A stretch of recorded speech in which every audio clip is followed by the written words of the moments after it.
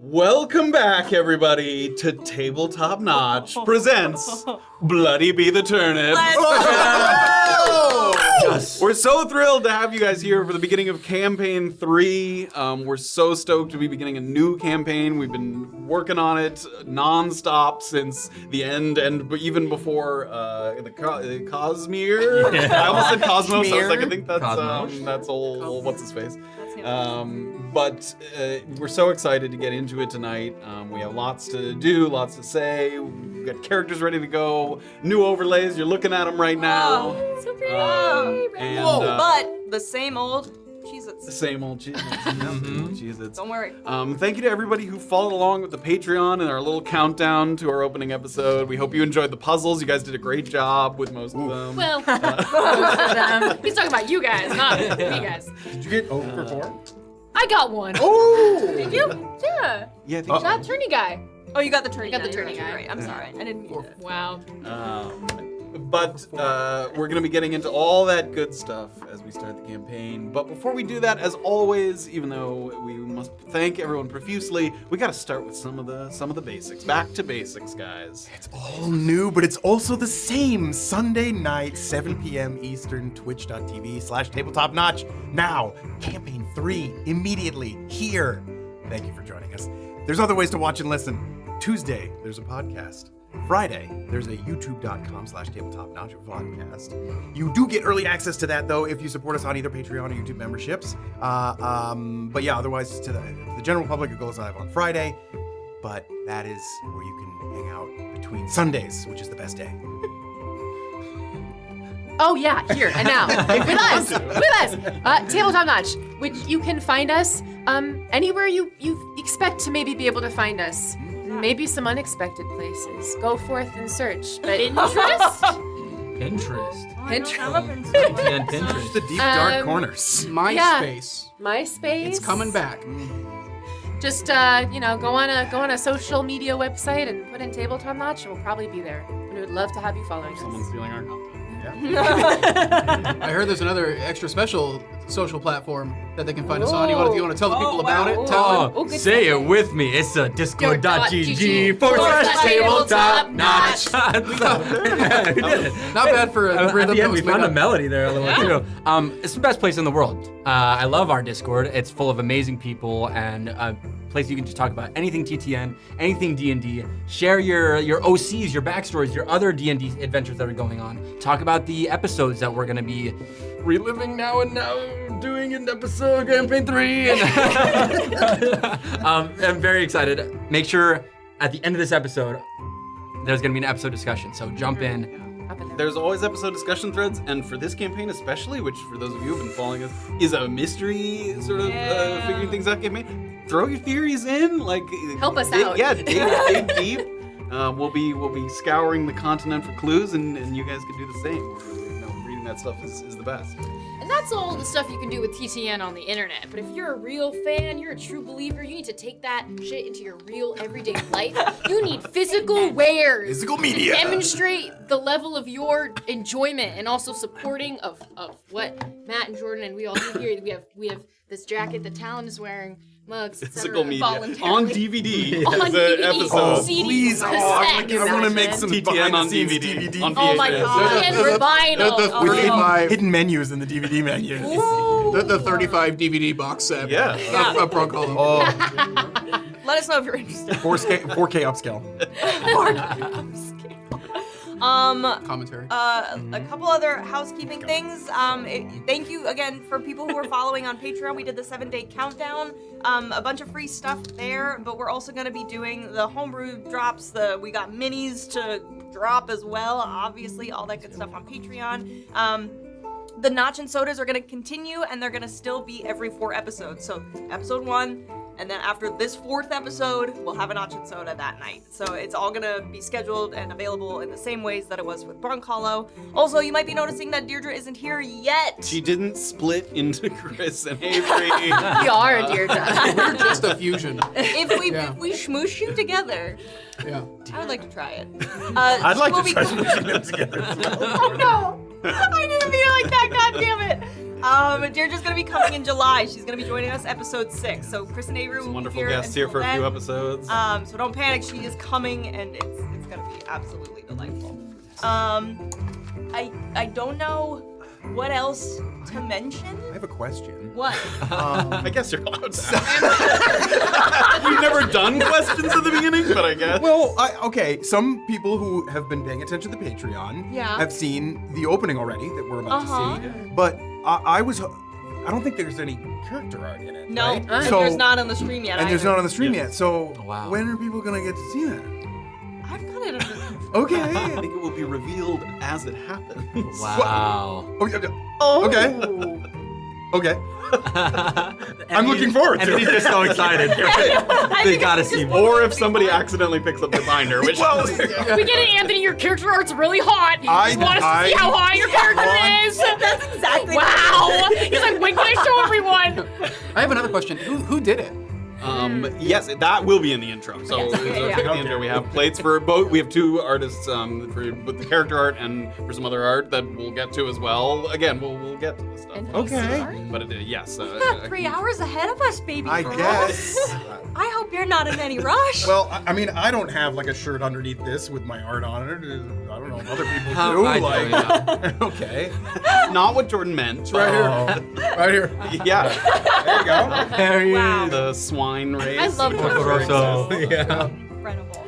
Well, I'm looking forward to it. I can't wait. Love it. So I'll shut up. Amazing. All right, let me scroll for a second here. You guys are just so freaking delightful. This Man, I was is so lovely. excited that I put away the dice that I had rolled, and so I'm just keeping it like this. Oh, okay. Nice. Omea resubscribed, Redbird resubscribed, Plague Doctor resubscribed, Celestial resubscribed, Priya Enjoy resubscribed, Crazy Over Purple resubscribed, Jody Baker resubscribed, DK Tetris resubscribed, Inventory Full resubscribed, Only Josh and always resubscribed, Tereximus gave out 5 community subs. Thank you so very much. Savory Fruit resubscribed, Deirdre Manning resubscribed. We love you, we miss you. We'll see you soon. Yes. Boney Jabroni resubscribed, Mojo Man resubscribed, Deirdre gave out subs. Thank you so much. Oh. Neil Mom. Morgan gave out subs as well. 5. Thank you for the 5. OG Biggie T resubscribed, Alan Fur resubscribed, Team Toxie. I finally just saw you guys doing that. 100 bits, Team Toxie, thank you. Jambone Joker resubscribed, Laura Alligator resubscribed, Nicer Cross resubscribed, Alan Fur gave out 5. Oh my god. Jody Baker gave out 2. cow. You guys, Stefan resubscribed, Captain Kirk resubscribed, Stefan gave out 5. Platitudinous Platypus, I'm almost done. Gifted a sub, Lord Lost resubscribed, Lord Lost, one of our amazing mods, we love you. Jambone Joker gave out a sub, Battle Pantaloons 100 bits, Scarini resubscribed, Love Sky Dave 20 bits. Oh my god, so we're much. gonna have to just.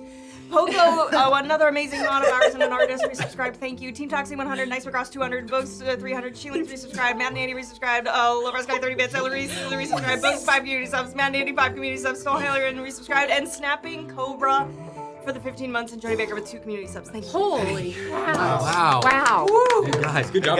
I guess we have to do an Good job. episode then. Good job. Since some people are Since watching. that took 3. Thank you guys so much. We seriously, we're so thrilled to start this campaign, but also to jump back in and do the show for you guys and talk about the episode. It's obviously a huge, huge portion of what that makes this a magical experience. Just go. You earnest piece of shit. And Bark jog metal. on. Shogo. Okay, we thank you all profusely, and I believe it is time to. Some people again have seen this already, but we're gonna show off the incredible new intro to Bloody Be the Turnips, and then we're gonna dive into campaign 3. Oh my god. Oh my god, Tabletop Notch. My voice. I know.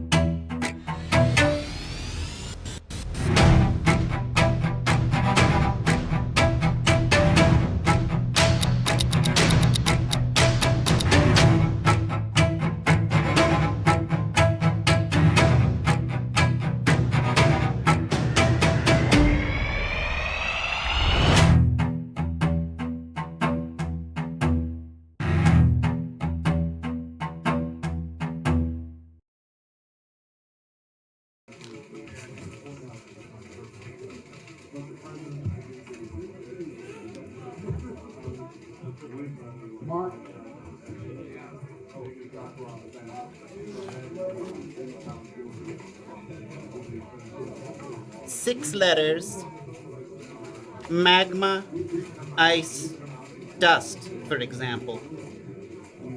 It looks like it should start with an M.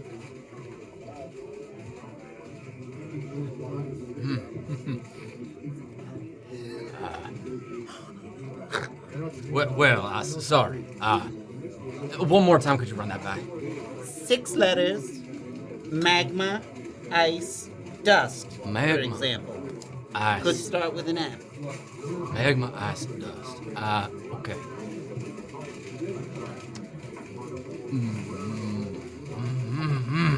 Yes. Let me cook on that. How about this one? 4 letters, a 2-handed hammer, or what a bear might do to you. Well, I do believe that might be a maul. Maul. Yeah. M-A-U-L. Not M-A-L-L. No shopping here.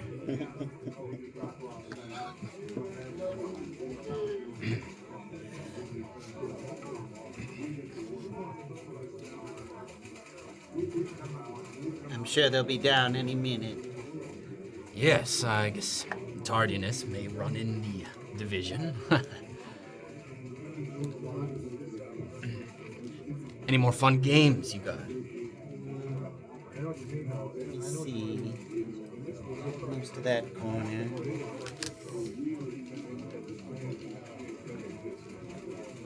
Would you like me to send and see if I can get an estimate for you?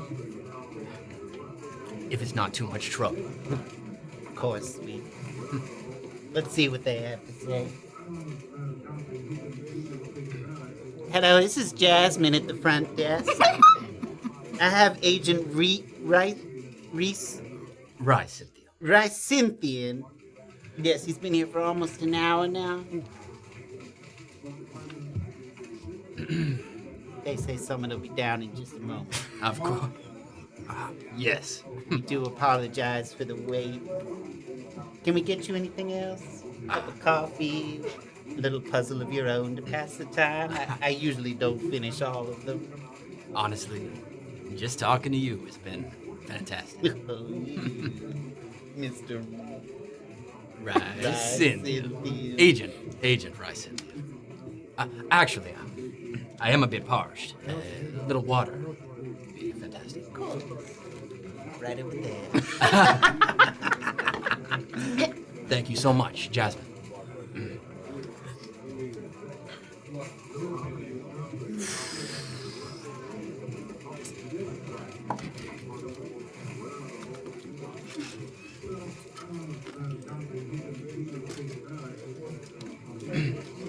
See the lift coming down?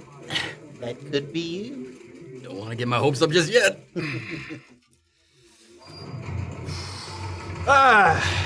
There he is. Apologies, mate. One of those mornings, you know. We were in the middle of negotiating. Actually, you know what?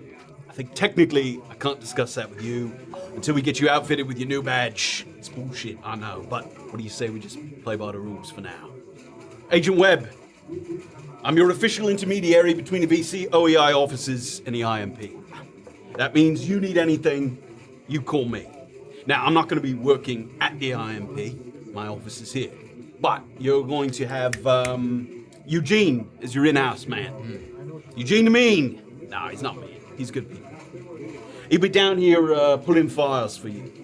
And I actually spoke to him last night. He says he's got your first case all picked out. Exciting stuff.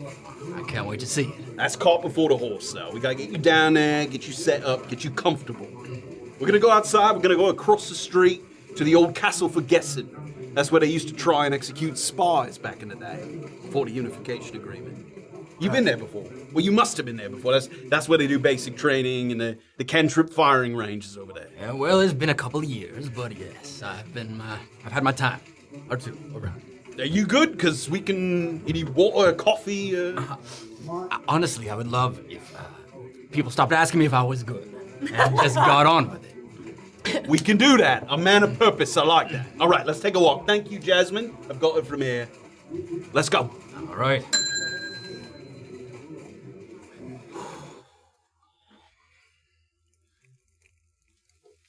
Agent Barrett, We're sorry to have called this emergency session on the morning of your reassignment. We know that you have arrangements to make and that you'd like to get settled into your new office. In acknowledgement of that and in an effort to respect your time, we will try our best to keep this session brief and to the point. Playing by the rules. That's the way I do. Thank you. In reviewing your case, the disciplinary tribunal came into some new information that we'd like to present to you. In the early stages of the deposition, you maintained that you did not know how word of the altercation found its way into the local tabloid known as Hung Out to Scry. Is that correct? Following up on that line of questioning, I'd like to bring your attention to this.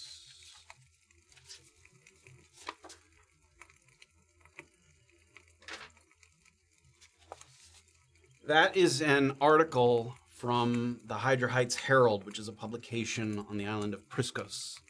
It says that a number of years ago, while working in a personal security capacity, you defended your assigned ward against an attempted robbery.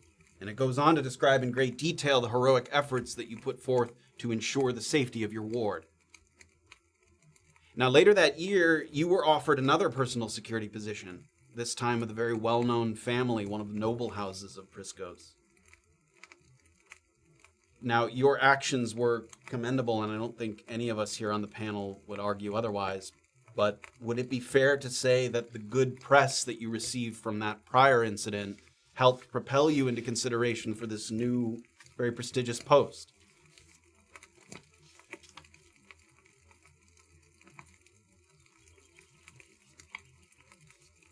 I made some friends. Okay. And if you would, could you please read the byline from the Hydra Heights Herald article? I like this one. Hired hero fends off attacker. The byline, Agent, that would be the author's name. Thought I would just set it up. Set the scene for everyone here. All right. Osiris Stokes. Okay. And that would be the same Osiris Stokes who now publishes the Hung Out to Scry tabloid here in Valo Caldera, is that correct? He's a prolific journalist. Once again, Agent Barrett, in an effort to respect your time and ours, let me ask you this quite simply. Did you provide Mr. Stokes with a good scoop as a way to both embarrass Agent Calloway and repay Mr. Stokes for his positive coverage of your burgeoning career up to that point?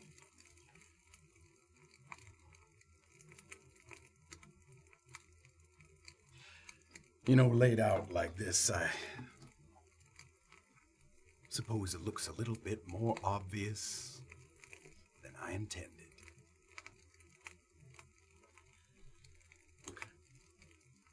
Thank you, Agent Barrett. You are, of course, permitted to volunteer any closing thoughts of your own. Is there anything you'd like to add before we adjourn this session?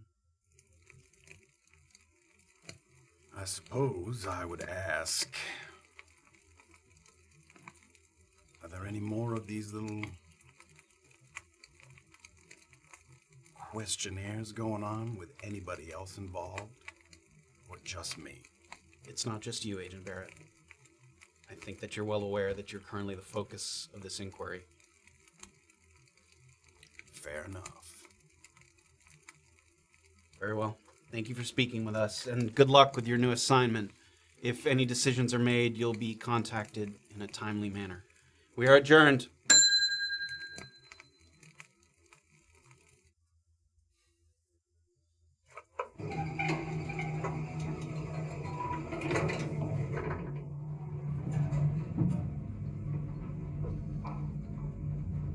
You will be back in no time. Mark my words. A slap on the wrist, that's what it is. And I know a thing or two about slaps on the wrist, don't I? Wrist as red as a fire newt's arsehole it is, from years of abuse. And you know who they gave me in your stead. Agent Laglin.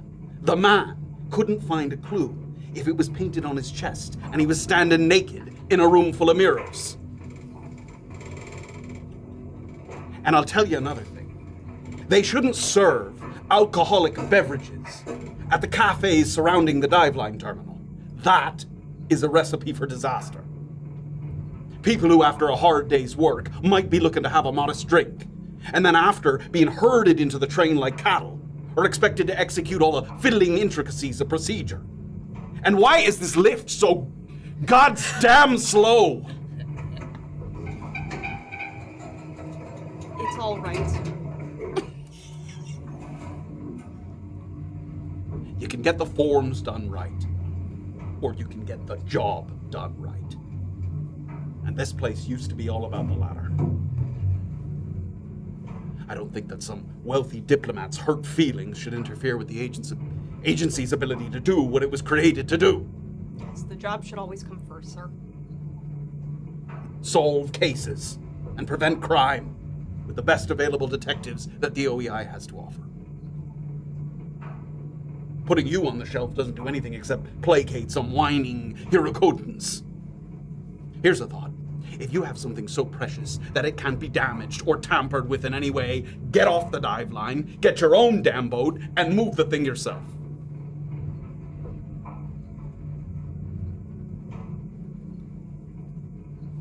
I'll be back, sir. They didn't give you an estimate how long you'd be there. They did not, sir. But I've got a plan.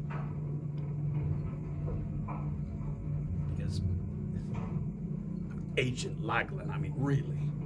Agent Laglin is a fool, sir.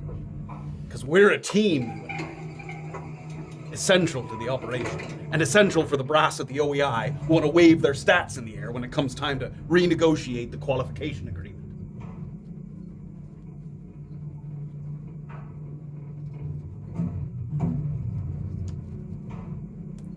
Well, sir. Just keep your head on straight. Do the work the way that you know how.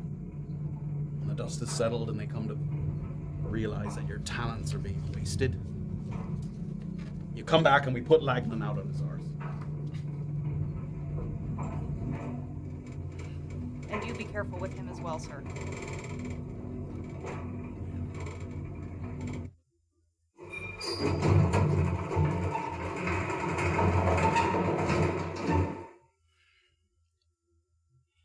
If you need anything, you know where to find me. Water the plants in the office, sir. I'll take over when I'm back. I will. Thank you, sir. And Agent Bete.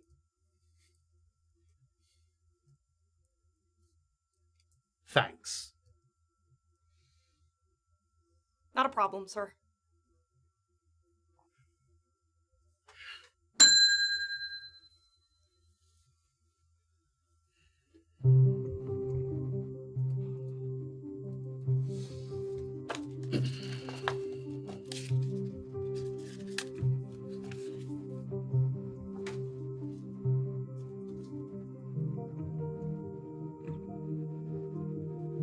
Okay, so it's a transfer. A new unit for you. You go to this I.M.P for a little while and you work cases over there. What's the problem? And please don't sit on the countertop. I just had it scrubbed and stuff last. The problem is that the I.M.P is where people's careers go to die. They're sticking me there because they don't want me anywhere else, and I don't know if I'll be moving back up at any point. Okay. Camille, I'm about to say something. And I say this as someone who recognizes your talents and someone who hopefully, as you know, has been encouraging you every step of the way since your recruitment. You have been coasting. No direction. A piece of driftwood ebbing and flowing with the tides. And so I ask you, again, as a friend, if all you plan to do is coast, why can't you do it there? Why now? What has changed? I mean, I don't know anything about this I.M.P. I mean, my world begins and ends here in the toxins analysis lab. But you're afraid that what? It makes you look bad? Since when has that been a pressing concern of yours? I've been thinking about maybe, coasting away. I think I could maybe be of more use. Going back home, being at the top in a smaller pond, but maybe it's a better pond for me to be in. And if they stick me down here, no one's gonna look twice at. I mean, fuck my resume, like, fuck my history. No one's gonna want to take someone from I.M.P. It's an end of the line move. Everyone knows that. You go to I.M.P. to die. Can I show you something? If you'll indulge me. Yeah, go for it. You see this liquid here? It's Yeah. a sort of, I know that you can't tell with the bottle, but it's a sort of pale yellow. Sometimes you shake it, it turns a bit of a green. This was synthesized in one of the high energy labs in Stormfield on Hymalua. Incredible work that they're doing there, top of the line. This is a selective solvent. Depending on the kind of stimulus that you put into it, different charges using primarily lumens, wands, and cells, it will dissolve different materials. I could put a charge into it that would have it eating through the very vial that it's contained within. Or I could put a different kind of charge and it would just burn right down through the floor. And that's just the easy stuff. With a little tinkering, you could have it primed to dissolve flesh and bone. In theory, you could have it primed to dissolve dishonesty. I mean, we already know from spells like Zone of Truth that the magic exists to discern a knowing lie. What if you could create a misting spray that while someone was talking to you, you could just and the words would just be caught in their throat? I mean, it would be revolutionary. At the moment, lucky for us, this substance is exceptionally rare. The vial here represents maybe a third of all known quantities of the soul. Still, it's almost unbelievable, isn't it? It's pretty unbelievable. Well, everything that I've just told you is 100% true, except for one thing. It wasn't synthesized in a sparkling new high-tech facility on Hymalua. It was synthesized by two petty crooks from Bekanep, one of the poorest, least developed islands in the entire archipelago. In the wake of the Qualified Agreement, there is so much potential for discovery that you never know where the magic or technology will take an unexpected leap forward. It could be in a mage's high tower or a sewer beneath a plague-ridden village. And we need people, good people, out there spotting what's coming before it hits us. You think that the I.M.P. division is a pit that they've thrown you into, which they can cover up with dirt and bury you. I've seen you at your best, Camille. There is not a hole deep enough that you can't dig yourself out of if you want to. But you need to pick up a fucking shovel, or do the right thing and hand it off to the next person. Now, if you'll excuse me, I have some technicians coming to meet me, and that transfer notice says that until you're issued your new badge, you actually don't have the clearance to be in here.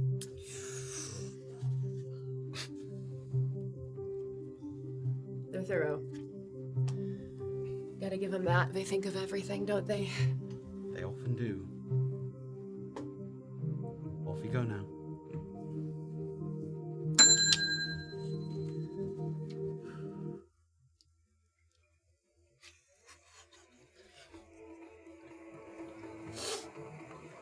I really just think, you want to come home. You might have made a big fool of yourself here, but nobody back in Leyo gives a good pile of rat shit about all that. Your mom and your dad, they'd be happy to set you up in the royal service. If it's cases you want to solve, they got plenty. Just last week, they finally figured out who was siphoning all that gold from the treasury. It turns out it was the royal service itself, and they didn't press charges. Could I get another plate of fruit, please? Plus, if you come back, then I don't have to take the dive rail to come see you. And you know how the dive rail makes me queasy. I mean, I can't hardly eat after being tossed about in the train. Even the first class car. All I'm saying is, you gave it a good go. You're 24. You got in there, you got your hands dirty, and no one can claim you didn't pay your dues. It's better to be close to home anyway. The problems you had when you was little, I mean, I'm sure the doctors here were good, but you never know. And they're sticking you in this unit as what, some kind of punishment? You don't have to stand for that. You're a Leyo. When we went to school together, I always figured you'd change your mind, and you surprised me by sticking to it, but they clearly don't place value on you the way that we do. So why stay? Oh my god. I worked too bloody hard to go back there. And stop stuffing your damn face. You look like an absolute fool. That is not how things are done here, in the city. Yeah, well, I'm a gabbler, and you're a Leyo. And we can eat any way we damn please. Nobody's looking at us anyway. This place is full. Everyone here looks like city trash. I don't know, Georgie. You were always somebody that worked better on their own. Top marks every time you had the freedom to do what you wanted. And then the very moment that you're paired up on the job, bad things start to happen. And in this new unit, you say, there's not just one, but a whole mess of people you have to work alongside. Now, how's that going to work out for you, eh? I got a little overexcited, a little eager. It had nothing to do with the other person. And you think that's going to change? I think that is my greatest strength. My passion. I'm gonna solve something big here. You see, I'm not going back until I do. You think that's your strength, eh? It's not what your teacher said.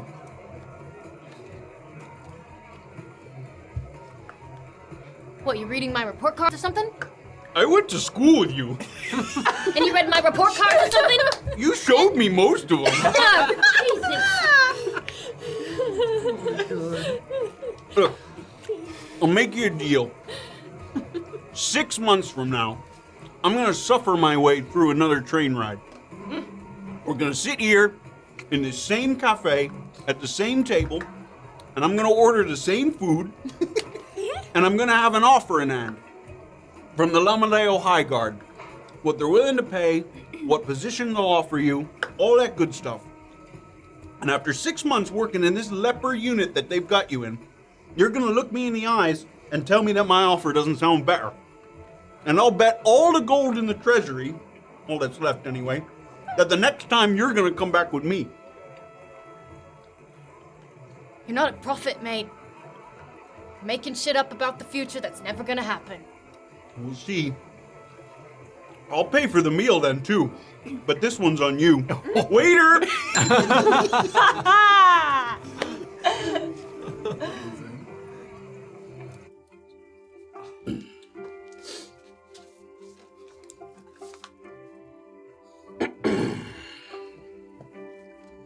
Alright, I think this is the last one to verify, and then you can be on your way. Same thing. I give you the case file number, you give me the challenge word, and I give you the return. Alright? Case number 317163808.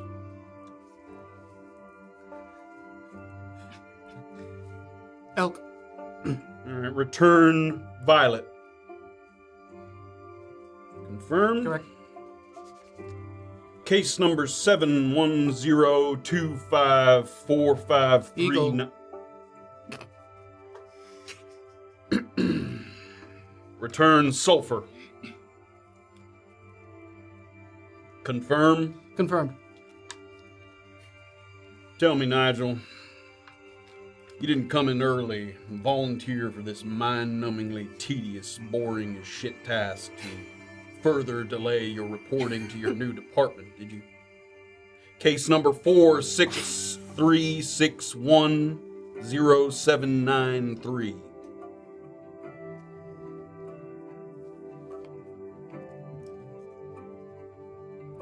Frog. Return Pearl. That checks out. Because listen, I don't mind the extra help, but even at the O.E.I, the paperwork does eventually come to an end. Case number 206819127. Raven. Return Kiwi. That is correct.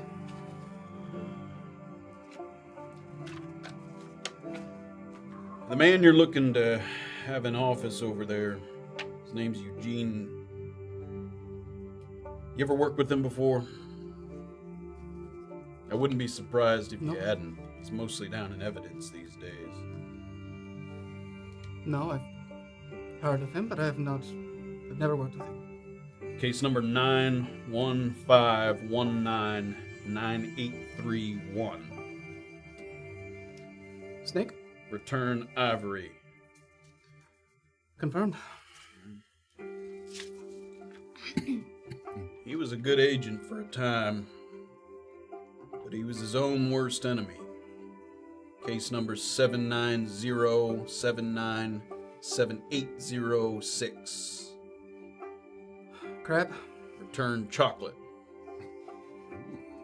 Correct again. You ought to pick his brain sometime. Maybe over a drink, if you do that. He's got some good stories to tell. And a couple of them are actually true. Case number 067580042. Badger. Return Cobalt. That is correct. One of the things he was always good at is one of the things that they don't teach you in university. It's listening between the words. Case number 803941108. Bat. Return Pine. That is correct again. That ability to know the difference between when a superior officer is giving you an order that you don't like because they have experience, and when a superior officer is giving you an order you don't like because they ain't on the level. Case number 282393936. Dolphin. Return Crimson, and it's more than just sniffing out a lie, it's knowing the why of it. That wasn't correct.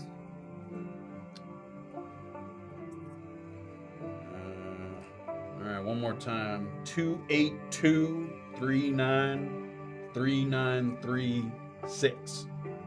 Dolphin. Return Crimson. That is not what I have here. Shit. 1 second.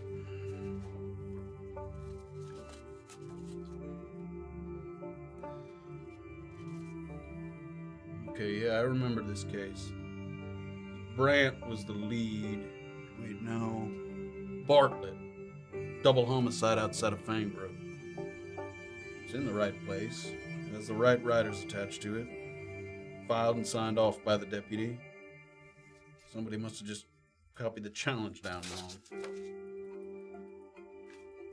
Is there somebody I should take this to? Is there somebody... I don't think we need to refile it. There was no loose ends on this one, so we can just put it through. I'll leave a note with it. Alright, but is that going to cause any problems in the future? Is that... You know what, Nigel? You're right. I'm gonna go ahead and refile it. But I think we're just about done here. I appreciate you coming in. I will see to it myself. Well, I don't mind helping. There's at least 5 of these left. I think it's time for you to lend your very special brand of help to someone else. Good luck, kid.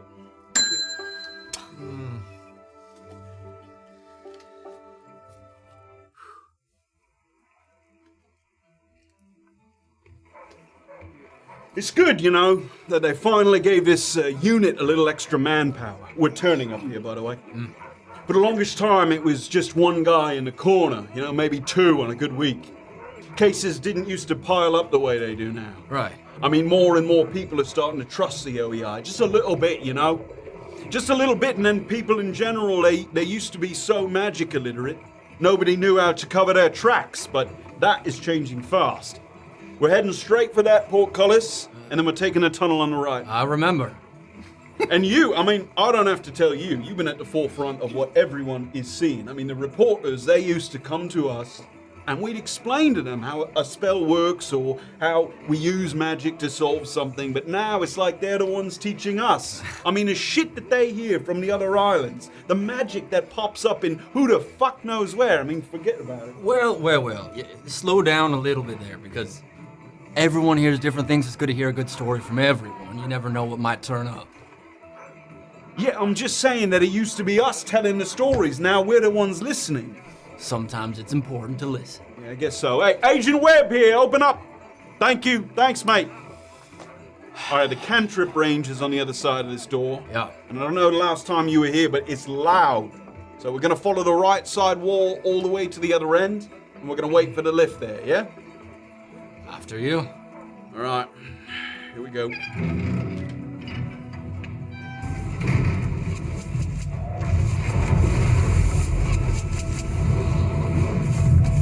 Brings back the happy days. Yeah.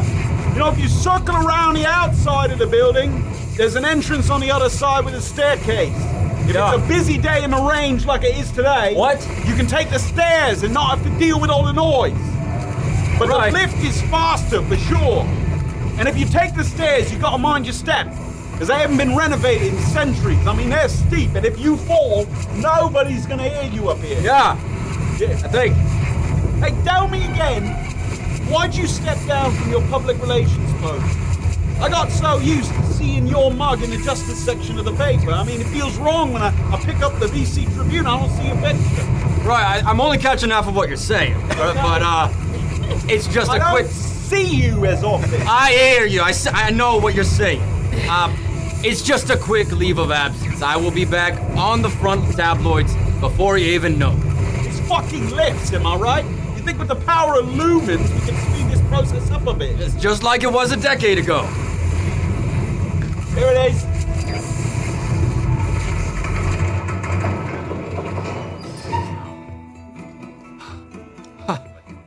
Okay, we're almost there.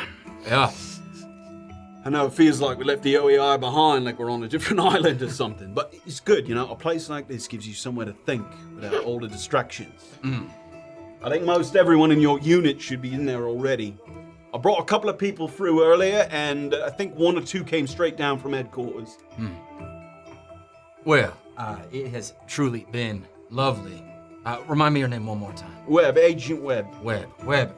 I'm certain this is not the last I'll see of you. It won't be because I'm the liaison between the O.E.I. and the I.M.P. Right. Probably more Eugene, but then I'll see you when we need to see each other. Yeah, I mean, unless you don't fucking need anything. I'll see you soon. I'm going down with you. Oh, you're not just dropping me off right now? No. I gotta give something to Eugene if he's down there. There's gonna be some shit that you have to move out of the way. I don't know if they have already. It shouldn't be too bad. Back before it was sold to the O.E.I., the Highborn family that owned it used these lower levels as storage and living quarters for the servants. Before that, many moons ago, this particular room that you're in, I think was used for, torture. So if you see some manacles or a cat o' nine tails or an Iron Maiden leaning up against the wall, just don't worry, they're not for you. And there was no other option. There might have been. But it's big. Good, yeah. I mean, you could stretch down there. I love a good stretch. And it's out of use. I mean, no torture for the O.E.I. Yeah. Except for filing paperwork. And it's just on an off topic. It's been sterilized, cleaned, I'm sure it has. Fantastic.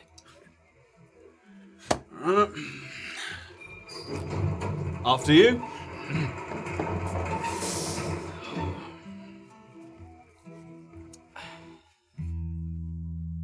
Agent Webb gestures you forward down a narrow hallway. Leads to an even narrower staircase off to your left. You almost have to turn sideways to work your way down the steep set of stairs, and a musty smell of stale air, half-heartedly masked with some hanging sprigs of lavender, becomes the dominant scent. By the time you get to the end of this next hall, you half expect to find a minotaur, this labyrinth that you've gone through, a castle that you're underneath this castle that's in a city that no longer thinks that it needs you. With a very mighty groan and some uneven scraping across the floor from a door that has swollen up with time, a room is revealed that looks as disinterested as the people who occupy it. It would be quite spacious if it wasn't filled almost wall to wall with brittle furniture that hasn't been used or even thought about in decades. Meager lamplight illuminates crates, rugs, shelves, chairs, desks, barrels, and more. All of them stacked and packed to make just enough room to walk between. In more than one place, there's mold growing along the base of the wall. And at one closet in particular, which everyone appears to be consciously avoiding, there's become quite a breeding ground for fungi of different colors. The atmosphere in here is dismal, and it's not just the decor. Frustration and long faces look like they were requirements for entry.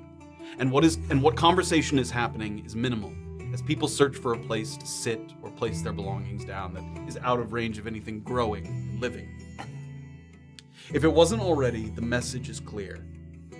Out of sight, out of mind. Agent Webb steps forward and he claps his hands together to get the attention of those milling about.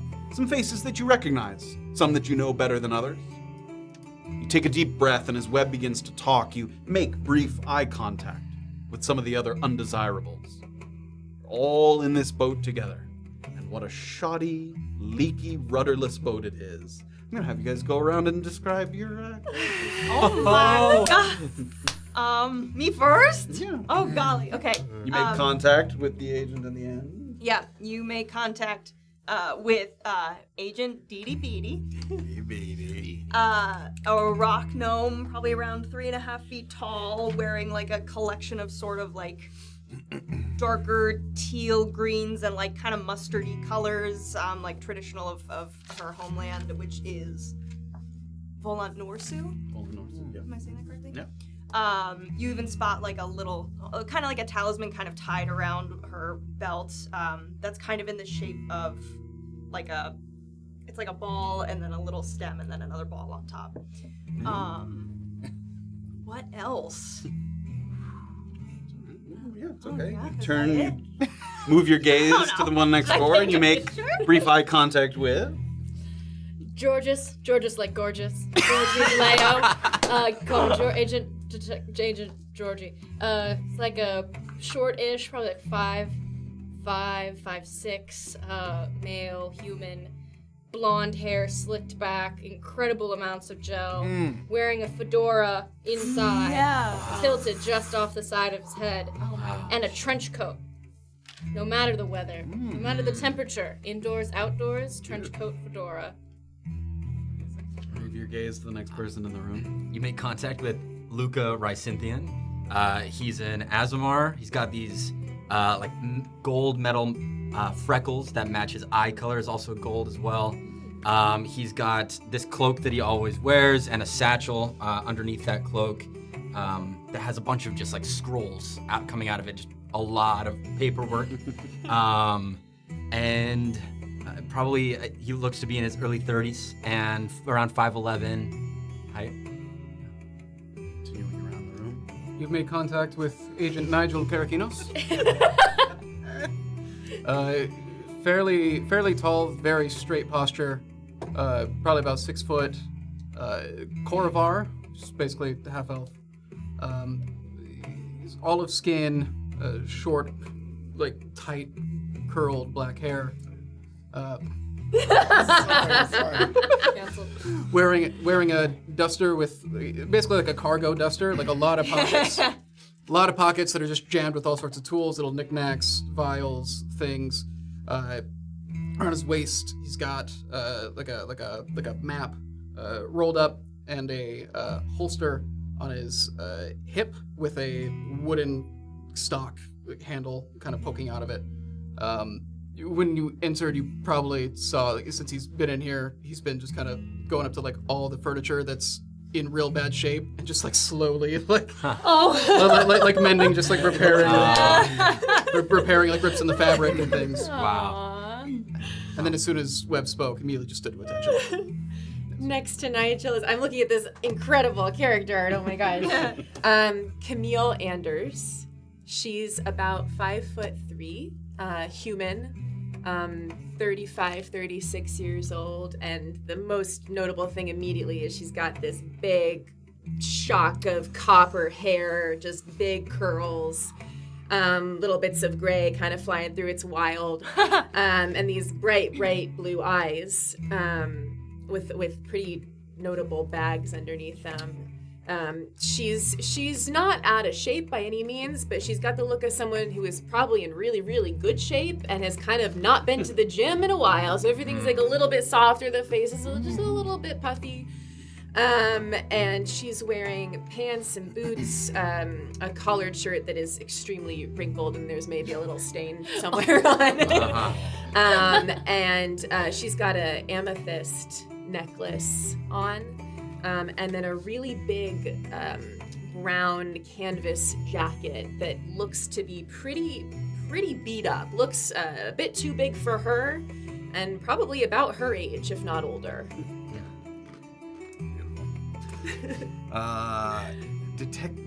Agent. Making stuff up. Making shit up. Detective Sergeant Corporal. His Highness. Esquire. Agent Cade Barrett, who has found a desk and not cleaned it off in any manner, but has definitely found a position to like really teeter a chair back and have his feet up on the desk. You can't really tell exactly how tall he is because he never really sits up straight, never really stands up quite straight. Kind of leads with his head, which is covered with a scruffy salt and pepper long hair around some horns that curl back. He is a kind of icy blue tiefling. And if his eyes, you literally might not see it, but they'll kind of just change every other time you look at them. They'll be like they'll be a light blue, but then they'll be like a green, and they'll just they'll change in between and very kind of a loose fitting, very like open, like deep, not deep V, but It's pretty deep. How do you just go? How deep? How deep? Show us. Dark navy, almost black, loose fitting tunic, and perhaps before Webb was it? Agent Webb came in. He produces like a dagger and doing some like flips with it, making it stick into the table, but then it might disappear, but then you might see it again out, and knife tricks. Nice. All right. Good. Everyone's here. Look at this. Look around. Look at all this space, right? Nobody at the O.E.I gets this kind of legroom. These are good days. Everybody, last to arrive, Agent Luca Rysynthian. And I don't know who's been introduced to who, so going around we got Agent Bete, Agent Leyo, Agent Karakinos, Agent Anders, and Agent Barrett. This, right here, is the new and improved Inactive Missing Persons Division. You're going to be going after those who are gone and forgotten. And it may not be glamorous, but the people will appreciate your efforts. Believe that. Nobody likes to leave a case dangling, right? It's like holding a sneeze forever. You're going to do your best to give these people some closure. That's what it's all about. And Eugene Brand, my boy Eugene, going to be your in-office man, okay? I don't see Gene.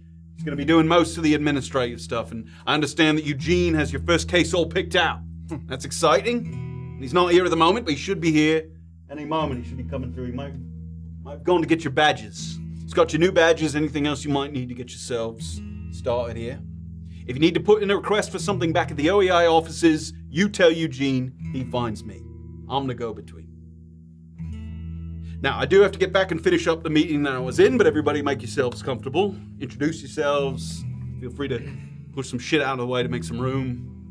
Everybody take a look at this. See, in the back corner, there's some really nice, solidly built desks that were put into storage when the place was sold. Not this crumbling crap that they have out here. Now, a few weeks ago, when they was coming down here to make sure that it was, safe to work down here, they tried to pull those desks out so you could use them. But as you can see, they got stuck. They got jammed in the archway. So, it's up to you. If at some point you want to have a decent place to sit, you can try your hand, see if you can pull those fuckers free. Other than that, your time's your own till Eugene arrives. Well, if we find Eugene buried underneath something in here, we'll let you know. Good enough. That's all from me. Good hunting. Webb? Thank you, sir. Thank you. Sir. Well, this place could use a shining up if I've ever seen one. I don't know. Quite like it. This is really bad interior design. I had an idea to refer to this place as the pharmacy. It doesn't quite fit that, does it? Pharmacy. Here for our medicine, aren't we? Perhaps. Don't think I'll be here long. We'll see. I recognize some of your faces. Especially you, Barrett, Karakinos, and Georgie. You guys made quite a stir in the media. I recognize yours. Right. Are you actually crazy? I'm sorry. I'm sorry, you wouldn't know. It's okay. I wouldn't know what. This is a safe place. Well, he might not know if he's crazy, but he could educate us on all those things, right? The things that they say you believe and the things you learned. Wow, we're really just stepping out in the open here. Well, no, I'm not crazy. Okay, good. And I have the knowledge to back up my claims. Where I will leave that. Oh, you're the guy who was you had some weird shit about lumens, right? Is that you? That was him. That's him. Oh, Yeah. yeah, you're the lumens All right. guy. There are quite a few things going on weird in this world, and it's important that we don't just take it at face value. All right? If we believe everything to be truths all the time, we won't ever progress anywhere. Son, don't feel the need to explain yourself on day one here. Son, I believe, I don't know, you look younger than me. Quite a compliment. You made quite a stir, Did I now? Agent Barrett. Now, if we're just spilling secrets, as it seems everyone wants to poke into everyone else's business, was it true? Did you do it on your own? Did you release that information to humiliate that other man? Oh, the violent one. Yes, that would be him. Wow. Doesn't feel good when everyone's pointing fingers, huh? I don't recall pointing anything. I think you got caught in the crossroads. I'm sorry about that. I feel like I made things tense. I apologize. Nah. We're just getting to know each other. Well, maybe we should try moving these desks as a team building exercise. What do we say? Yes, I have an idea. I fear I will not be helping, but I will watch. I will watch. Why won't you be helping? Supervisor is it then? Well, he'll pull out his hands. You see, he's got these gloves on. Until this room is a bit more clean, I would prefer everyone keeps their hands to themselves. And move what you like, but especially if you're touching that, please keep your hands away from mine. Nothing personal, really, but... I don't know. I think that's a fair request. We all got enough shit going on being put down here. Don't need to give each other a hard time about it, right? That's all right. I'm sure we can I'm sure move a couple desks. as short of a time as you seem to think you're going to be here, You never know. you are going to have to get your hands dirty. I will certainly assist all of you getting your hands dirty. But Talk about cross purposes. listen. This is coming off wrong. We're here as a team, right? I'm just here to provide a little spark, little light to the room, and I will help out where I can. But this is my one boundary. Gotta ask you respect. So you don't lift a finger? Oh, I will lift a finger, and I heal mage hand, this finger specifically, away from my body. All right, but you just don't want to touch anything. Specifically, I mean, take a look around. This room is disgusting. Yeah, I agree. So a lot of talk and a lot less action from you is what we can expect. I will always get you out of a hard place, Agent Barrett. Matt. Can I shoot him? I don't see a gun in my. Matt. Yes. As somebody who's never had Mine's clever. prestidigitation before, could I use that to permanently remove any blooming mushrooms and spores? If it's something living, no. Okay. It will clean some surfaces. Yeah, it will clean surfaces. Okay. But yeah, a living thing is not like filth that you can. Okay. Does anybody have the opposite of plant growth? Yes. Talk to plants and just politely ask them to go somewhere else. Do you leave? Can you?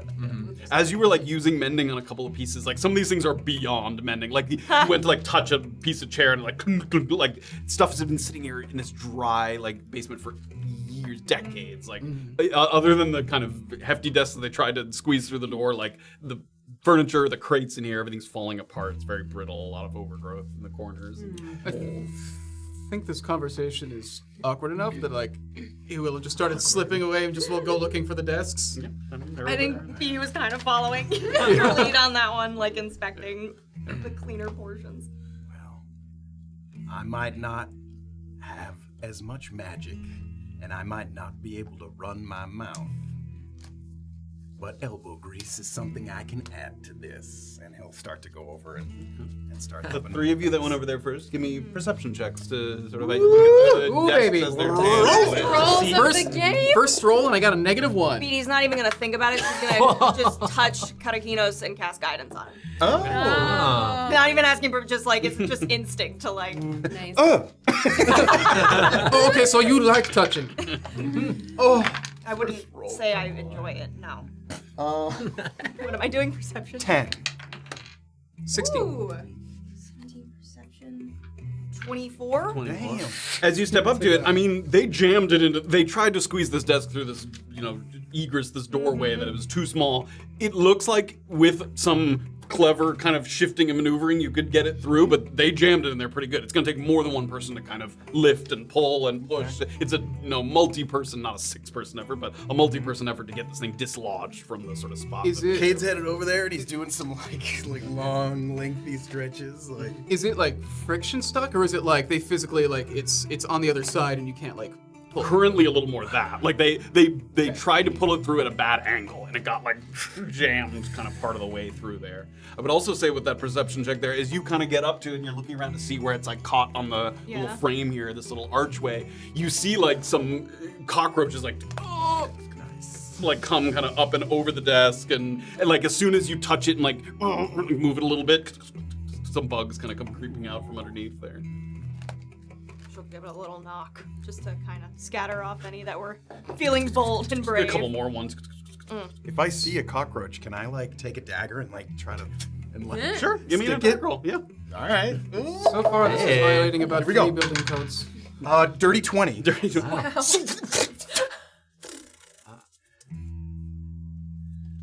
cleanup has begun. I will rely on you.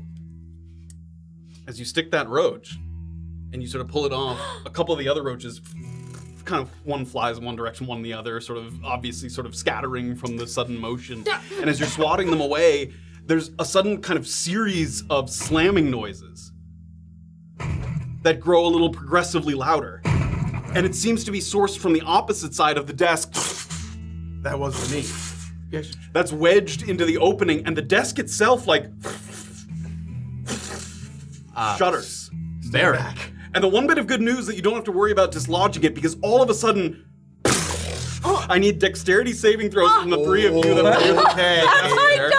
And an enormous cockroach emerged. It's A actually creature that must have been percolating in the depths of this castle for who knows how long. No. And the insect itself, very my God. surprisingly silent and agile, it skitters over the fallen furniture with not much noise. What are my saving throws there? 7. 7, 9. 24. You save. You guys don't. Cool. Yeeted across the Yeah, room. you guys get slammed with Oh by my this gosh, desk you that does jerk. I think it's Eugene. 8 bludgeoning damage for both of you there. Wow. Yeah, the whole desk. Do I take any? No, you take none. None? You Okay. dodge that completely. The insect, you hear its wings kind of have a low kind of noise that makes it sound like you're suddenly underwater or you descended a great depth and your ears are refusing to pop. And I need everybody to roll initiative. Let's go. You too. Actually, our It's not first, my fault. actually, our first combat. Wow. I angered his little Giant. brother. That's totally Eugene. Oh my gosh. Natural 1. Ooh, a 2. I also got a natural 1. Imp, But I got a 4 on my imp, D4. imp. Okay. Oh, I don't have a. Oh yeah, trackers. Weeks. What's this? That's a D12, so roll a Oh, okay. Don't Yay. shortchange I was like, this yourself. seems so low. We have a couple of people, I think it's already built into the sheet, a couple people with the alert feed as well. For some Ooh, extra a couple. bonus. Oh, hell yeah. Could I have one of those as well, please? Do you want to start with me? Okay, everybody. You start with somebody else. Find a big ass cockroach. Number 1. All right, who's our alerters? Yep. My rolls. I'm alert. Avery's alert. Anyone else alert? Oh, I think. Oh, yeah, should we turn this Deirdre on yet? is Also, yeah, you can throw the monitor on. Go for Take a it. look at the. 3 alerts. Hold for forever. All right. We're gonna 20 to 25. 23, although I might swap with someone if I might be swapping, but Oh, I'll swap. Okay. Oh my god. I mean, 15 to 19. I got 15. Okay. 10 to 14. I got a 10. 11. 11 is. Oh god, what are our names? Karakinos? Say your names, please. Nigel or Karakinos, whatever's easiest. Nigel, And then- Luca. Chris. And Luca. Okay. 15 was Georgie. Georgie. Uh huh. Wait, 50. I mean, I'm 1. I'm 6. Okay. 6 is. 6 is Cade. Do you want to Cade. swap? if you want it, or I'll swap with power. I've got Do you want to go early? I'd love to get some punches in Okay, yeah. there. Who's swapping? So Chris and I are gonna swap. Okay. So Camille and Karakinos. Well, and then anyone can swap if they. I'm towards the. If anyone wants to go before me now, I'll swap again because we both have swaps. So if anyone wants to, that could be your swap. And That's I'll, fine. Where are you at now? I think you were 11. He's dying. I would love to get in there and Yeah, punch go, go, things. go. Awesome. Yeah. Yes, So, Mom. sorry, what, I've already messed So this now all up. Anders and Cade are swapping. Okay. Yep. Yeah, so Cade 11, Anders 6. Okay. Going at the Right. back. So Nigel first. It goes Nigel, Georgie, Cade, Luca, Anders, Deedee, and then whatever this Little roach guy. is. spawn of Satan. Okay, there's the giant cockroach with a 18, Okay, that's second. and then there's the little ones. There's little swarms. So the cockroach swarms is an 11. That's tied with Cade. No dexterity modifier at all. Okay, so the swarm. I think Cade probably has one too. This is so. I don't. Okay. We don't have an image yet on our end. It might be a. Oh, it might be Oh, is the that- dick. Finicky little. Anthony, is your I might have touched What? it It just while flickered. It might have caught there. Okay. You have to hold it for a really Yep. long time, too. You won't. I was holding You have it. it It said now? something. I didn't notice what it is. Oh, There we go. there We got it. Yeah. fingers crossed, everybody? There we Fingers crossed. go. Okay. Okay, let's Oh. open up the little bit dial, BTT here. Oh yeah, you I- got that response. I was gonna make a joke that you had triggered the first fight by killing That's a what I cockroach. thought. So, you clean up. guys, as we were walking with Luca Rysynthian there, you came down this staircase, came through this set of doors, and this was the first hallway where there's like a bunch of boxes and all this crap kind of piled up. He walked you down this hallway, and then there's another set of doors, so this would have been open. And here you can see off to the left that moldy closet full of things, little mold on the floor. God. And then this is the larger room. Again, stacked, floor to ceiling, crates, barrels, boxes, leaflets, rugs, anything. And then in this back corner, there's a giant cockroach that burst through this little. Oh my god. Ew. So the people around here, we had there's let's get. Thank you. That's the monk who you did not. You succeeded on your dex saving throw. did. There is that Deedee. Deedee is there and prone because you failed yours. Yeah, that's right. And is that Nigel? You have Nigel also prone Nigel. here. Oh, me, And then the other people were back a little bit. So there is Luca. There is Georgie. Oh boy. And then Camille. There's that Camille. Honestly, please. All right. So there's the main one, and then there was also like a couple sort of groupings of sort of smaller ones that came sort of pouring forth. So there's 3 swarms of flying cockroaches, and then 1 giant cockroach. All right. How do we play these characters? What are we doing, people? Who we got first? We've got Karakinos, followed by the giant cockroach. Oh my goodness. All right. So first thing, gonna scramble to his feet. Gonna just pop up, reach for the hip, and grab the stock that's there, pull it out, and pushes like a little lever on the side of the stock, and then it looks just like a long wooden tube, but then it telescopes out a bit, and then two prongs come off on the sides, and then cool. the top center there's like a little rail and it starts glowing. He's gonna fish into his pocket and grab a little vial of like a black liquid. He's gonna aim at the back wall behind the cockroach. Can I see like a 20-foot, like a 20-foot? I think it's 20-foot diameter or a 20-foot diameter. I'm pretty sure. There's 10-foot radius of 10-foot diameter. Oh, it's a 20-foot cube. That's Okay. weird. I don't know if this can make you, but 20-foot. 20-foot, yeah. Yeah, so that's. We'll do a 20-foot diameter or 20-foot diameter circle because I don't think it makes a cube. Does it? I don't know. Let's find out. If it doesn't, it's fine. But he wants. yeah, But he wants. it's- Oh, there you nice. go. Yeah, but he wants to try and figure out. Can I grab all the roaches in one 20-foot cube? I don't even know how to use this thing. I've never used it. Cube. Cube. Learning things. Campaign 3. Cube. Learning things. Campaign 3. Oh, there we go. So we want 20 by 20-ish. Yeah. Like that. There's little ones. Oh, okay. So and then up from there. And then if you were to angle that, I don't think I can. You could get all of them in that cube. Yeah. That 20 Perfect. cube there. All right. So he's gonna take aim, and he's gonna fire it. I imagine it kind of just like hits the wall behind the roach or something, and then like splatters ink out everywhere. And this is fairy fire, but Great. cartographer special version. So it's gonna be a 16 DC dexterity saving throw. Let's do the main cockroach first. That is a 14. And then we'll wait. go. Damn it, I thought you said 16. Yeah. You did. Yeah. 16. That worked. So it failed. It failed. Oh my god. I thought And then you we'll said go. that it We'll succeeded. start on the left and go clockwise. So this one, and this one. That is a dirty 20. So Oh. that one passes. Yeah, that'll pass. And then a 9, and then a 14 on that one. So that one fails too. So just this first one. Or Awesome. The second one. It's the first one. Yeah, I think this is the one that's not fairy fire. The other one's all. Oh, and that means Perfect. So perfect. Yeah. So all attacks against them, the ones that failed, have advantage, and also most importantly, they can no longer turn invisible. Oh, good. Thank God. You never know. Cockroaches, that sounds terrible. Okay. Yeah. And then I'm going to, and so as that goes off, Nigel's just gonna shout, "Contact!" and then a portal is gonna open up beneath him. He's gonna slip down and then pop up like 10 feet further back, behind him. And that's the turn. Nigel's pretty cool, yeah. All right. All right. The giant cockroach is Fairy fire's next. like and It's it's ink. gonna So they're covered go in ink. for this nice prone target right here on the floor next to Uh-oh. him here. And it's gonna go for a nice munch. We're in our armor and stuff that we. Yeah, okay. you're listed a Sure. Okay. Roll to see if you're okay, right. but these are with advantage because of prone.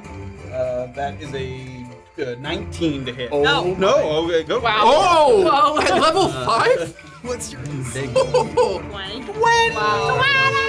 This is a 22 to hit. Can I cutting words then? Yes. Oh, I'm gonna please. take a What does reaction. that mean? I'm in Celestial. I'm just gonna fill its mind with words that Gross! in its head. It just can't think straight. So Disgusting! that's gonna take one of my bardic inspiration dice, but it subtracts 7 from that. Wow. Then it misses its wow. attack there. Whoa! So just as it looks like it's about to get you. Never heard of I got you, Deedee. Okay, and then. Don't look. That is all it's doing on its turn there. That's Georgie with Cade on deck. Okay, I'm gonna try poison spray. Okay. The big guy. Okay, what's the range on that there? Oh god. 30 feet. 30. Don't spray me. 30 feet. Yeah, you just might need to move it so Oh, it's not a little cone. better. Yeah, It's just there a you go. shot. Okay. Yeah, it's just a shot. Nice. and you'll have advantage. Yeah, I will have if it's an advantage attack then. roll, it has Oh, advantage. Okay. And then, wow, okay, so I'm casting a spell, so do I add something to this? Yep. Did I not list Spell- that? spell- Two spellcasting plus modifier. 7. So that's a 24. Definitely hits. Okay, and it's 2d12s. What kind of damage? Oh, I said poison spray. Okay. Poison Poison damage, damage? yes. Okay. Ooh, well. That's a 12. 12 damage? Yep. Great. Okay. Nice. And its speed is minus 10, I suppose. Okay. That's fine. Great. Did you want to move, or are you just standing position? You're sort of over Karakinos' shoulder there. No, I'll hang out. Okay. All right, we've got Cade. Cade with the swarms on deck.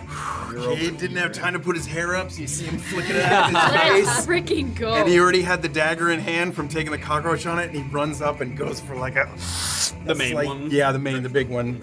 A jab in the side with the dagger.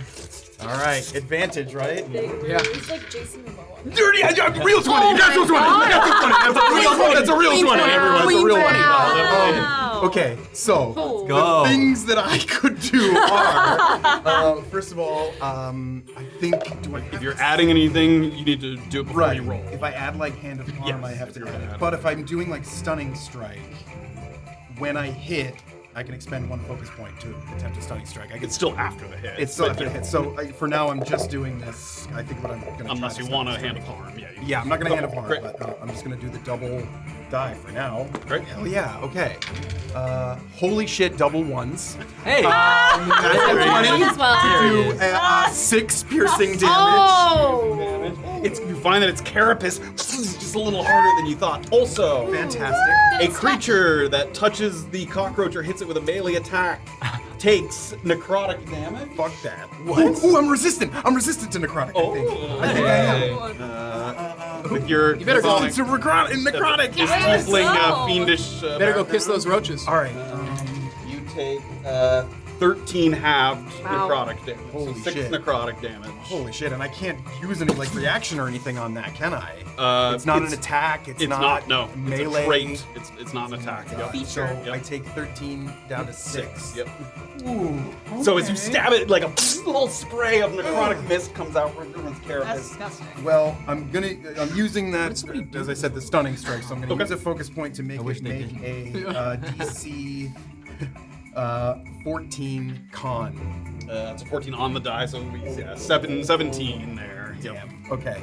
Yeah. It saves. Although on a save, its speed is halved, and the next attack roll against it has advantage, which is very fine. It's all good. I'm gonna attack again. Second attack. Let's go! Second attack. attacks. Second attack is a 19 to hit. 19 will hit. That's a regular D8. 6 plus 4 is 10 piercing.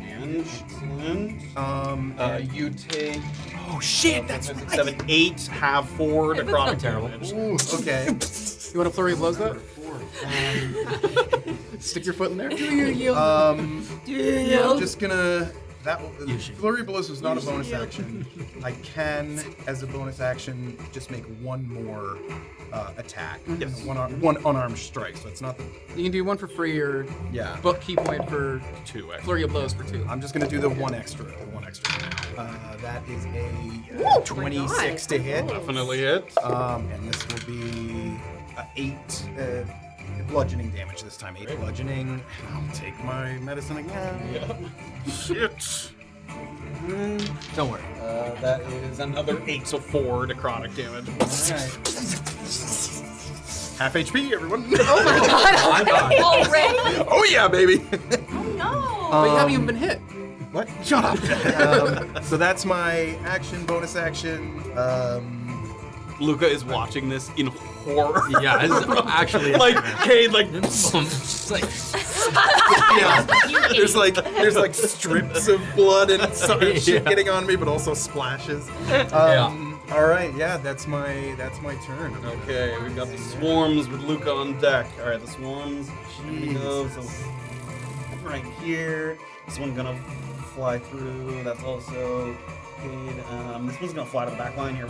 Do you want to take a disadvantage attack of opportunity against the swarm? Is that one fairy fired? Yes. Yeah, the non-fairy fired one is this one. So it'd be a flat. I'm roll. good. I Yeah, can't remember what I can do on reaction, so I'm gonna save my reaction right now. Okay. Thanks. Fly in between here, and you go for that poison spray since you hurt his mama.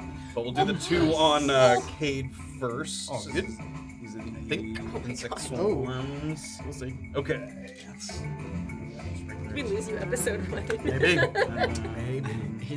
no, he's too hot. Hoping that This is a bad roll. That's an 8 to hit. Nobody hot. Okay. And they don't get to make a multi-attack. This is a melee attack. That was a melee attack Okay. roll. Yep.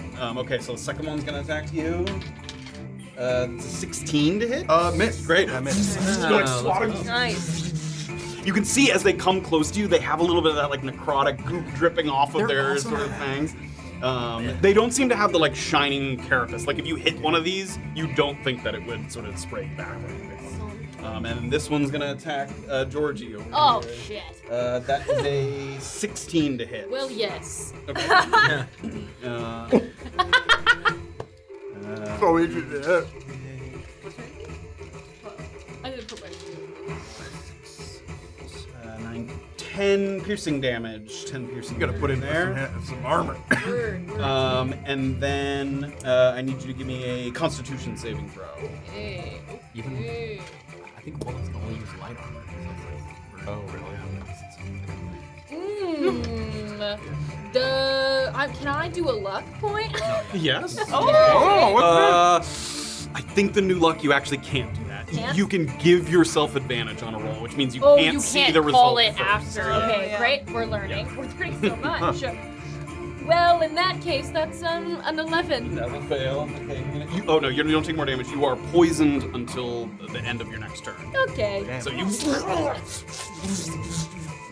Okay, Luca with Anders on deck. You all are doing great keeping the disgusting dirt over there. I'm going to Bane. And the creature like.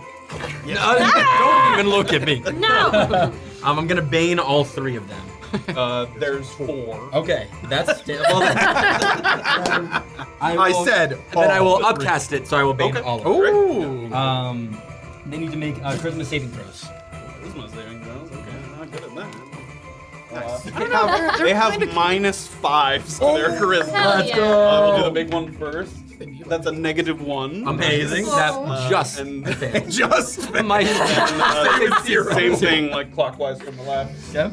That's a 7, and then a 11 on that one, and then a 0 on that No. one. So they're all gonna fail. All right. They're all So bane. they all have to 1d4 subtract from any attack roll or saving throw from here on out. Great.